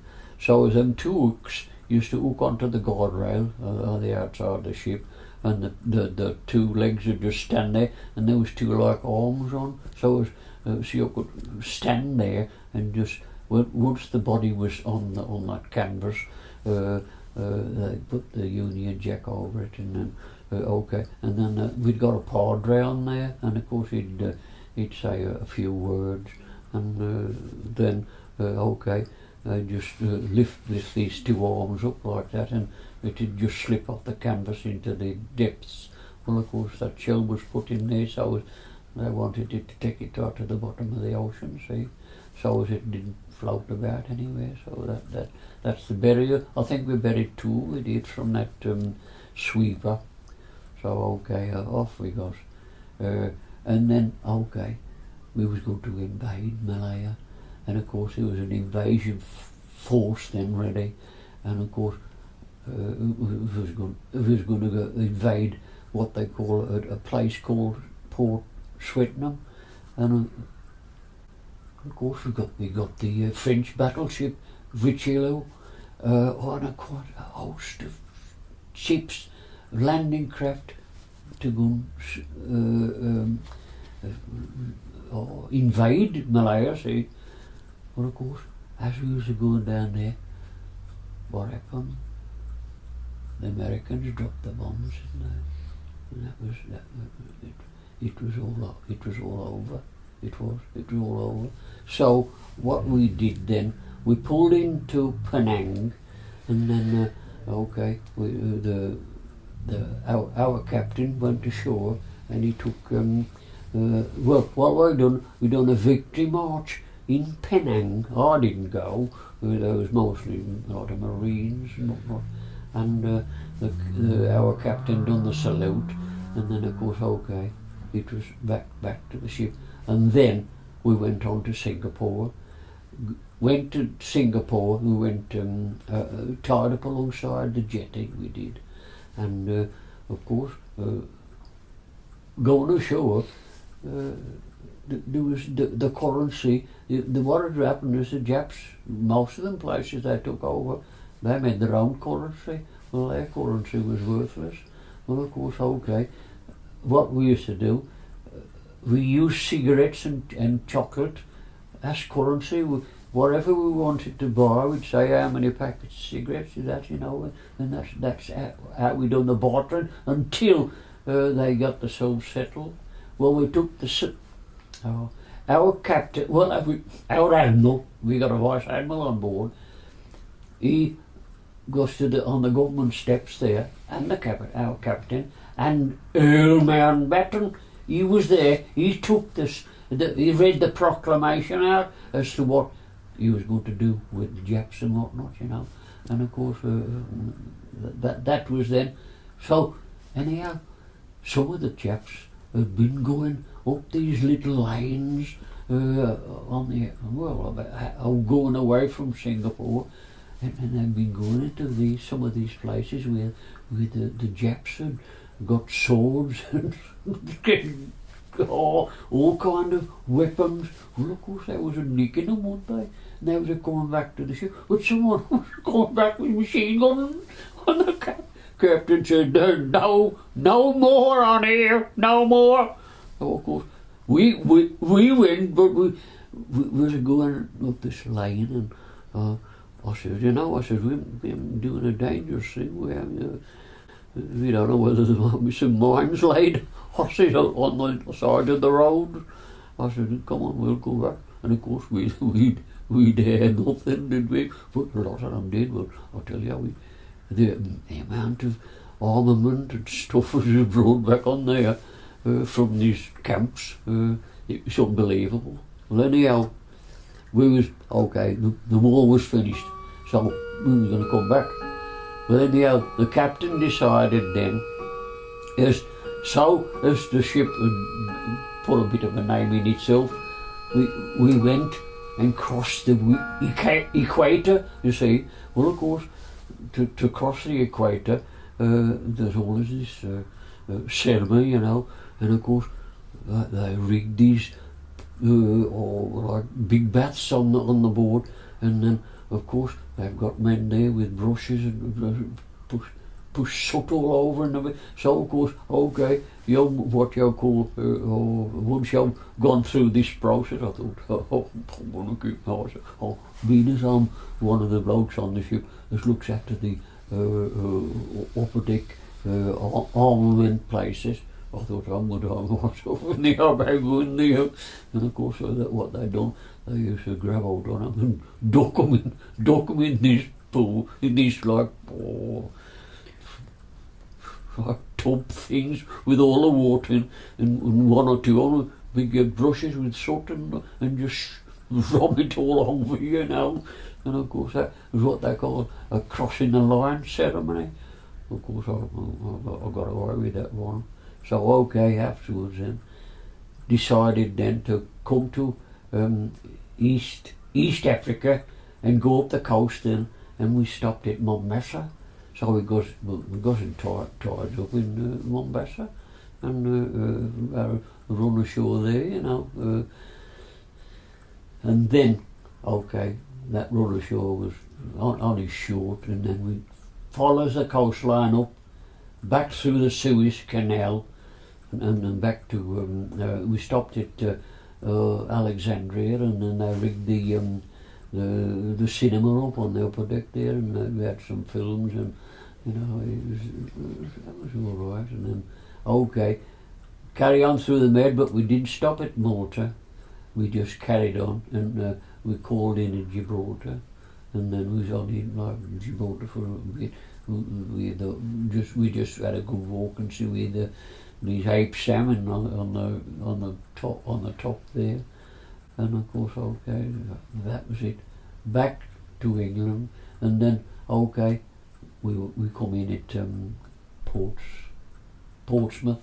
Oh, thousands of people there to see it come in, you know, and I've got pictures of it in the newspaper there. The Nelson coming in, and of course, okay, straight away get there, send a telegram to which by now she was my wife. Because I had to get special license, get a special license to get married. Before we went out there, I thought, well, if I can get myself married, because I got intention of marrying, or in a very near future. But when I was going to go out of there, I thought, well, if I can get married, I can get what they call a family allowance, you know, just like for my wife. See, so which I did, and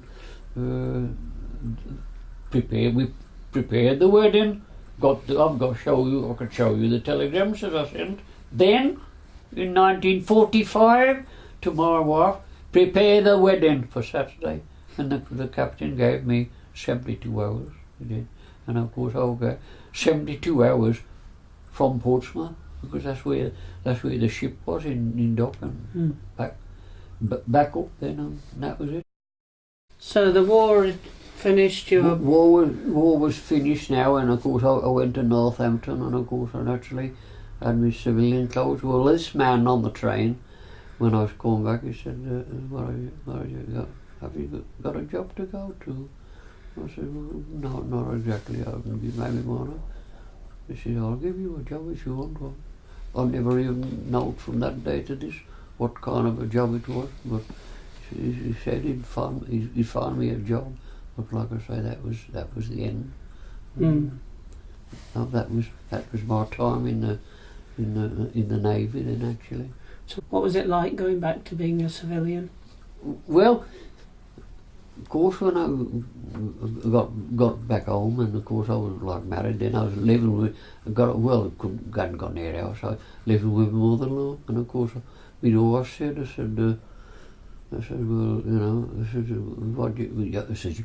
don't want to go back to the jobs which you had, because like I say, I was working at the Braves at Albury, see, and of course, and I said, well, I said, I've enjoyed every minute. I said, when I was in the Navy, I said, it was very, very dangerous, I said, but I enjoyed it. I said, could John back in the Navy again? I said, no way. So, like I say, that was it.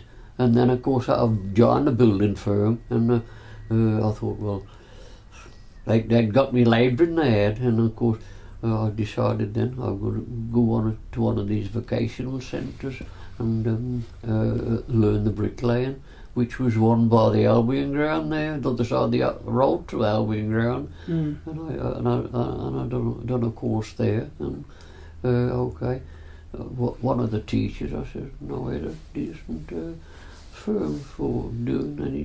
Well, he says, I can tell you a decent firm. He says, but at the moment they ain't allowed to do no private work. It's council houses, or there was no. They done public buildings, public houses and whatnot. And I said, I'll try them. So I got them. They took me on as an improver, which the bricklayer's rate was 2 and 6pence. That was the rate, going rate, and they took me on at 2 and 3/8, I think it was. They took me on for that, and I went on the housing, and from that, I worked my road up from okay. I've become very proficient reading the plans and whatnot, and of course before long I was a foreman, general foreman, then I finish up for site agent. You received a medal recently, didn't you? Yes. That was in West Bromwich, was it? Oh, yes, at Beaches Road, West Bromwich. Oh, Beaches Road. That's where I had the Arctic medal and the one off the Russians. Oh yeah. See the lady there, because I goes there. I've been going there now about 3 years now, and of course, the lady there. I used to go and show all the papers as I've had from the embassy, and in the end, I said, I'll do something about that. And of course, okay, I got in touch with the embassy, didn't I? And of course, that's where it all started. And of course, she done it all. I didn't. All as I done was the papers I used to have from the embassy. I used to go and show it to her and say, I said, I'll do something about that. So she got in touch with the embassy, and they talking between them, they was going to decide to issue some of these medals in Birmingham. And of course, straight away she said, I can get that done. Which, like I say, I did, and of course the mayor was there, and the Age UK was there, and I've got to go and talk to them now on the 28th. The big wigs up and down the country is wrapped up with the Age UK, and of course she when I went, that's Tuesday, I says I want you to do something for me if you will. I said, right. I said, what are you doing? I said, well, I said, the Age UK, England, I says they want to come and talk to you and give you, you'll give a story and you can put it on the website, So yeah, that's coming the 28th, which is just over a week of Tuesday. And like I said, they want to come and they want a story and pictures kind of thing. Who was the medal from? Well, the last one is from the Russians. Right, and they came over, yeah? Oh, they came over here. Oh, yeah. Oh, of course, when I went, it was on the telly. I went to this house yesterday. He said, "Do you ever see it?" I said, "I've saw it myself on there," but of course I didn't realise it was like that when I saw it, because he came here and I sat here, and the reporter was sat there, and of course the cameraman was fitted all his stuff up, and of course anyhow he was taking on herself. It was on this bloke's television. It was brilliant. It was like being interviewed. Oh, and of course on the night time, on the Midlands News, I just took over because he interviewed me here, and when we went, because he said we were going over to West Bromwich afterwards. He said, and he says, I'll see you over there. And of course, naturally, when they started to whack the medals out like that, he come to me, and he was here with his cameras and whatnot. And of course, what I saw on the television was great. It was.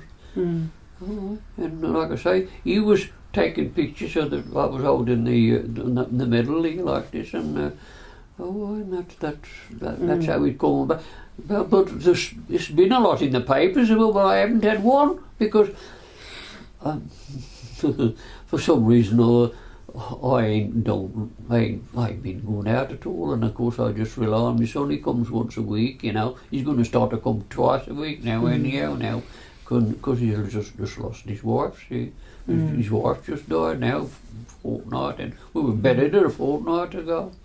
And I was only 60, you know, but I was terminally ill in any case, you know. It was just waiting time, that's all. Yeah. So what's it like to attend some of these memorial events? It's great, it is, because the amount, for nearly 20 years, I've been going down to London to march past the cenotaph. At one time, when we started first, there was about 40 of us. I couldn't go I think no sooner I was diagnosed with prostate cancer, my legs was terrible, and the ones I'd done, however I'd done it, I don't know, but I thought I can't go next year. So of course I didn't go, but then there was only 18 there was the marching past. I don't know how many there is now. There can't be one end probably how many. You know, but like I said, I have marched. Oh dear, up and down the country, Blackpool, Eastbourne, Stoke. You know, because was in the Russian Convoy Club. I was in the George Island Association, and of course, they used to have these AGMs up and down the country, and nearly every time we went there, we used to march to the churches and have the church service, you know, and tell you, I marched everywhere. I've enjoyed it, and I've been scores and scores and scores of funerals, you know, not a bearer, but of course as they, you know, line the church as the coffin's being brought in. Oh dear, I have been to. Like I said, I've enjoyed it. Well, it's kept me busy, hasn't it? It's found me something to do, kind of thing. I understand you're a Christian now. When did you become a Christian? Until such times as these Americans came here, I never, because I was that way inclined when I was very young, about 14, and of course I used to go to the church, and then I used to go to the Bethel up in Blackheath, and I was in the choir there. Well, what they call there, the choir, they called us the Crusaders, and of course, like I say, I would be in the choir there, and of course, there, a man used to come there. I forgot. I just funny. But anyhow, this man, he always came with a grand piano, and of course he'd be playing this grand piano, and he'd be giving like a kind of a sermon at the same time, and he'd be talking, and then he'd go back to the piano, and you know, like as if he was telling you, say, somebody was running like that, and he'd be, it was. Oh, Graham, he's not the Billy Graham is probably, you know, but this was Dr. Graham. It was, and of course he was brilliant. He gave the service like that, and then of course when I was very, very young, about 7 years old, when I moved to Blackheath here, about 1927, 28. I used to go to the Salvation Army, and at the Salvation Army there was a magic lantern there, and of course the man then would be with his lantern thing on a stand, and of course, okay, he'd be telling you the scriptures, and then at the same time he'd got these slides like that, and he'd put the slides in and carry on telling you the story. You know, it was great for kids to, because it was something interesting. It was, and then, like I say, when afterwards I was to go to the Bethel, and I was in this choir, and of course the teacher then as used to teach me religion, and of course what he'd come up with is he'd come up with he'd have a scripture in the Bible there like that, and he'd say, I want you to find that. Well, of course, to find that, you've got to go and keep going through the Bible, see, So, in other words, it wasn't being forced on you, but going through the Bible that way, you was following all those scriptures, in the Bible, and of course, like I say, and what I used to do, I think, I've got a funny idea. If you found it, I think he gave you threepence. But like I say, point was, I was becoming 15. I left school then, and of course, okay, I for some reason or other, the mates I had, they wasn't that inclined to be like that, and of course, it just fell away. That's all, and I had been for years, until the Americans come here, and of course, they was just here all the while, and so that's how it come. And of course, that's been about 6 years ago. That has. There wasn't many there then when I was 6 years ago. Well, it's only been going about 7 in any case, isn't it?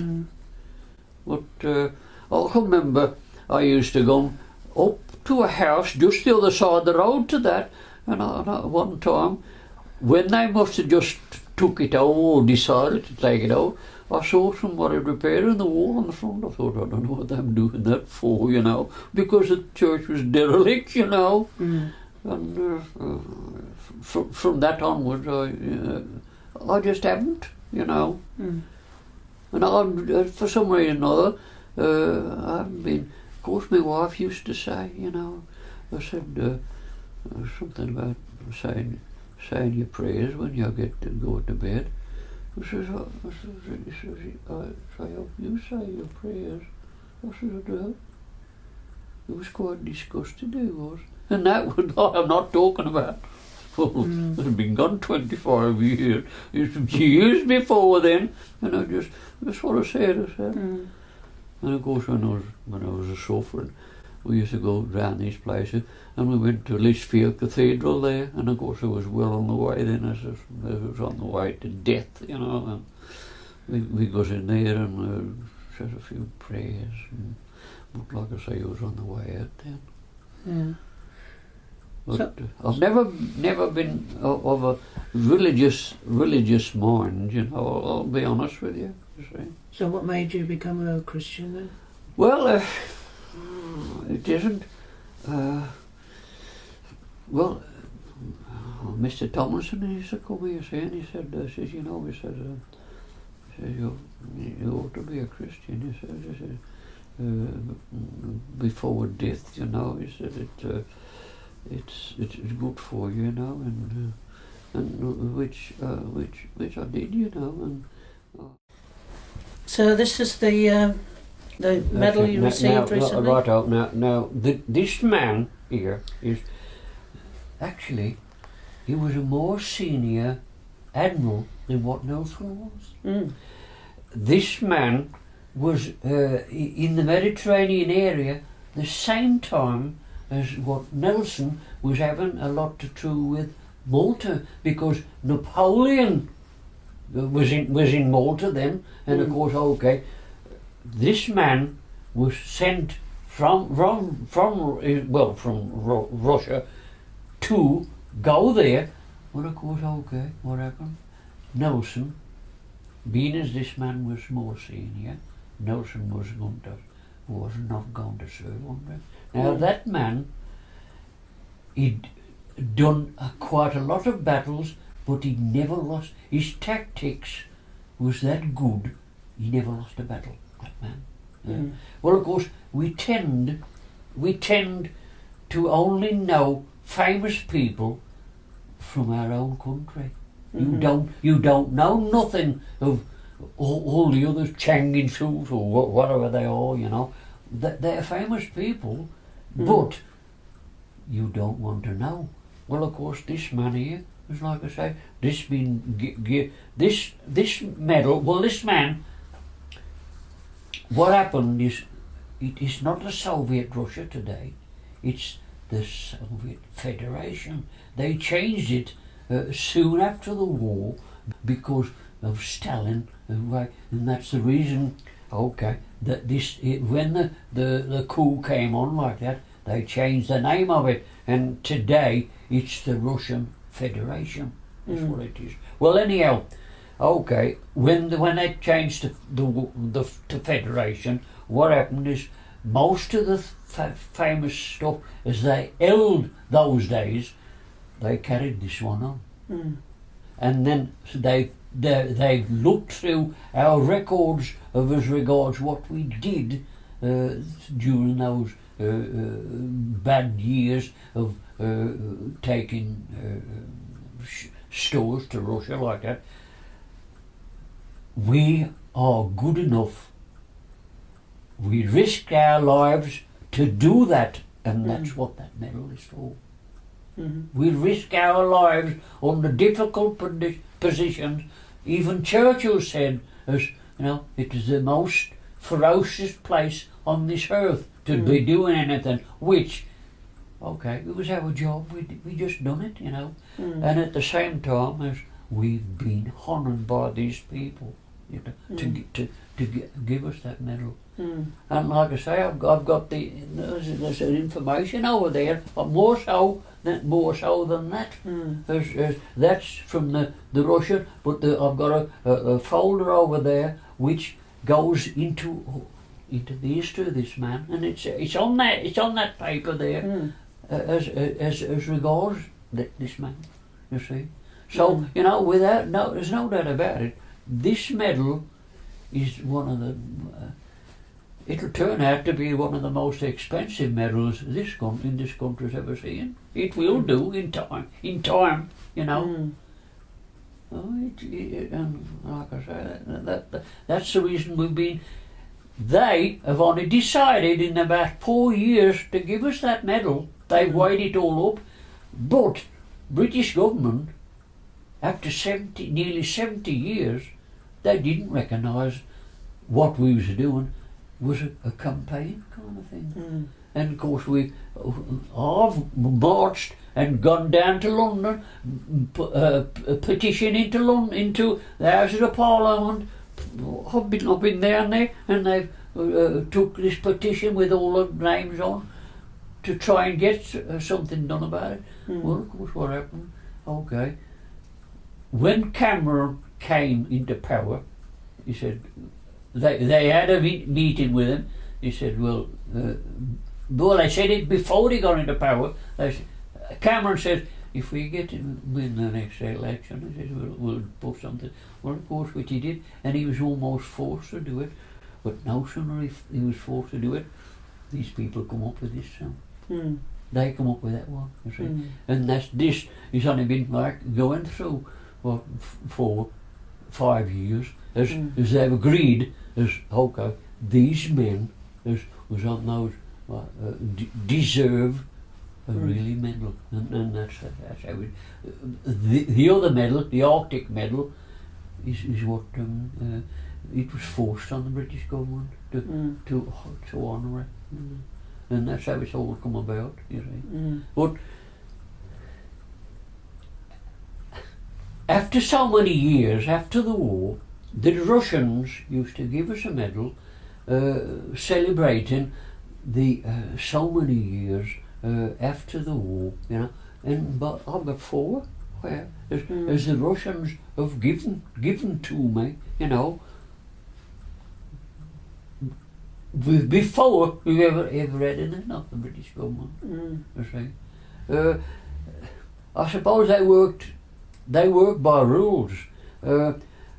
After the war, all medals which have been nominated or put down, which the Admiralty and the medals people said, okay, that's it.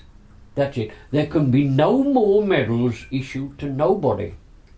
So that's it. Now that's what we've been campaigning for, because it was wrong, as they should have put it down as our Arctic campaign was a campaign. It went on from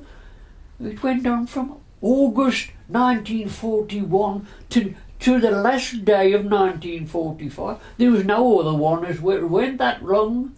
But even Burma campaign, they never went that long, you know.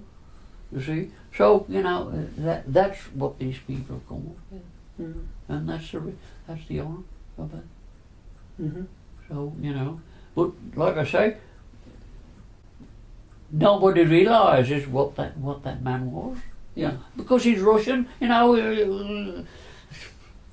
You just don't want to know, because it's not been told you these things. Yeah. But the hero's return, which I could have went to Russia. Do you know, as the children up in Russia there like that, they honoured like the houses went. They are honoured. They was like as if they was royalty. The children there would know more about it. None of the children know it about it. I've been to the schools. I've been to talking to the children, and the very words they come up with. They say, well, what did you have to take any stores up to Russia for? You see, it isn't. And yet they'll tell a story about the Battle of Hastings. You know, it's past history. You know, this is what we're living through today. You see, and of course, like that, the children, even there's statements like some of the one kid said, "Did you ever see Hitler?" You know, things like that. But in Russia, there's certain schools in Russia as I'm teaching English for the kids. How many in this country I'm teaching Russian? You see. You know, it's strange, but like I say, everybody has went up there.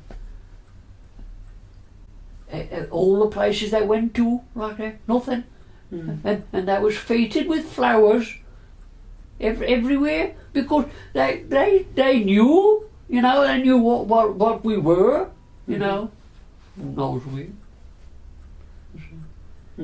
So you know it. Some history, like I said, I've just referred to Battle of Hastings. Who wants to know about that? Who wants to know about it? It's past. We're living today, and so okay, the persons which are living today, they're the persons who ought to be honoured, regardless of what they've done. You know, oh well, he's done so and so. No, nobody wants to know. Nobody. Tell me about some of the medals you've got over the years. Okay. Now the medals as the Russians used to give us for so many years. That's one. It's on. Like I say, it tells you how many years. That one.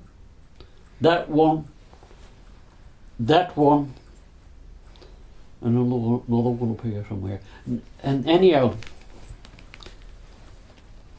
that one is the one off the British government, the Arctic medal, that is. That's the one Cameron sanctioned for us. Of course, he had to do something about it when Russia decided to give us one. Now, let me see where. Oh, now this one. This is the Atlantic one, this is. That's going out in the Atlantic, fetching some of the ships in, you see. That one. Now that one is the Burma. The time we went to into the West East Indies Fleet there, and that was given to us when we went out on the Nelson too, and we took the surrender at Singapore. Now that was what they call the Burma medal. See, if you served in area like, there wasn't a Malay medal at all. It was out to the Burma campaign. Well, of course, the Burma campaign was all wrapped up with all Malaya and all that area. See, that one. Now where we are now. This one is what they call the war medal. Nearly everybody had that one, the medal. But that old clique on there is for distinguished service. Anybody in the Navy or any service, doesn't matter which you are, if you've done something exceedingly good or outstanding, that's what they gave. And from that medal, from that onward, they gave you a medal. The DSM on what they are for the army. Military medal on. See, that's how they climb up then. So okay, that is the lowest form of the lot. That is, that's starting up the ladder. That is of like I say, and that picture over there is what they do is anybody is has a medal of any description. It's published in the London Gazette. In what they call the an AFO, which is Admiralty Fleet Orders, you see. And of course, okay, you could look that up and you'll find out as your name. Because when they gave me that on our notice board on the ship, my name was there as mentioned in the dispatches for distinguished service. That's when I supposed to have hit these two aircraft, you see. So that was. Now I think you've seen them all. But like I say, even the Russians, the medals they gave us like that, you can pin them on. But the one Arctic one, there's no. It's only just the medal and the ribbon. There's no way you can fix it on at all. That's on a tie pin. to hold it on, which it's scraping the barrel a bit. That's the only one, as you can say, there's no pin. Oh no, I didn't tell you this one. Where is it? The mortar medal, which mortar. That ain't it. There's a mortar. No, I can't see it from here. That one. Now that was when the siege was on in Malta, and of course, okay, any ship as went there and got through to Malta, the Maltese government. I went down to the Maltese government, which is in Kensington area. And of course I went to their embassy, and of course, okay, they gave us those medals, you see. But you can only have that medal if you done just a short time going to Malta, which from their point of view, you partially saved Malta. Well, for the British government to honour Malta itself, it was George Scott Island. The simple reason the government gave, because Malta was on the verge of surrendering. They was in such a state as they was on a starvation diet, because okay, you've got to get the stuff there. There was nothing there. All as it was on Malta was tomatoes and grapes, and you've said the lot then, Well, of course, okay, they ration them out that low, as it was pretty, it is a very, very tight ration. But of course, when we got there, okay, the captain had got to put we on the same thing, and he said he cleared all the sailors on the upper deck there. He says, there's no food on this island for us. He says, we've got to go on the rations as what these Maltese people are having. He says, now listen to this. He says, you've been living on the fat of the land. And of course everybody turned round, we wonder who he's talking to. Just because we, you know, it wasn't because we lived on the fat of land, because they only allowed us so much money per week in food. And of course, okay, if you just overwent that much like that, you've got to start to pay some of it back. You know, what they call a mess bill kind of thing. So you've got to cook your own, well, order your own food from the stores, tin stuff, and we could get a lot of stuff from the NAFE. From the NAFE, we could have sausage and lots of stuff like that, you see. And then, but like I say, we was only allowed, I think it run out at about 1 and 9 I think, for I don't know the day or no. A week that was, for a week that was. Well, of course, whatever you add, that's going to destroy, that is, so, you know, because you've got to go and put your own food up in the galley. If you didn't put no food in the galley, there was no food for the those in the mess, and there was, you know, we'd got 20, I think it was, in our mess. So of course, they used to say, okay, there'll be 2 of us. They'd say, you're cook this week. So okay, what you got to do then is decide on what you was going to do. You could have sausage and mash, toad in the hole, quite a lot of. But you got to do it yourself. Prepare it, you see. But the cook, you took it off the galley, and the cook used to cook it for you. Well, of course, I've got to say, it depends on how efficient a man was to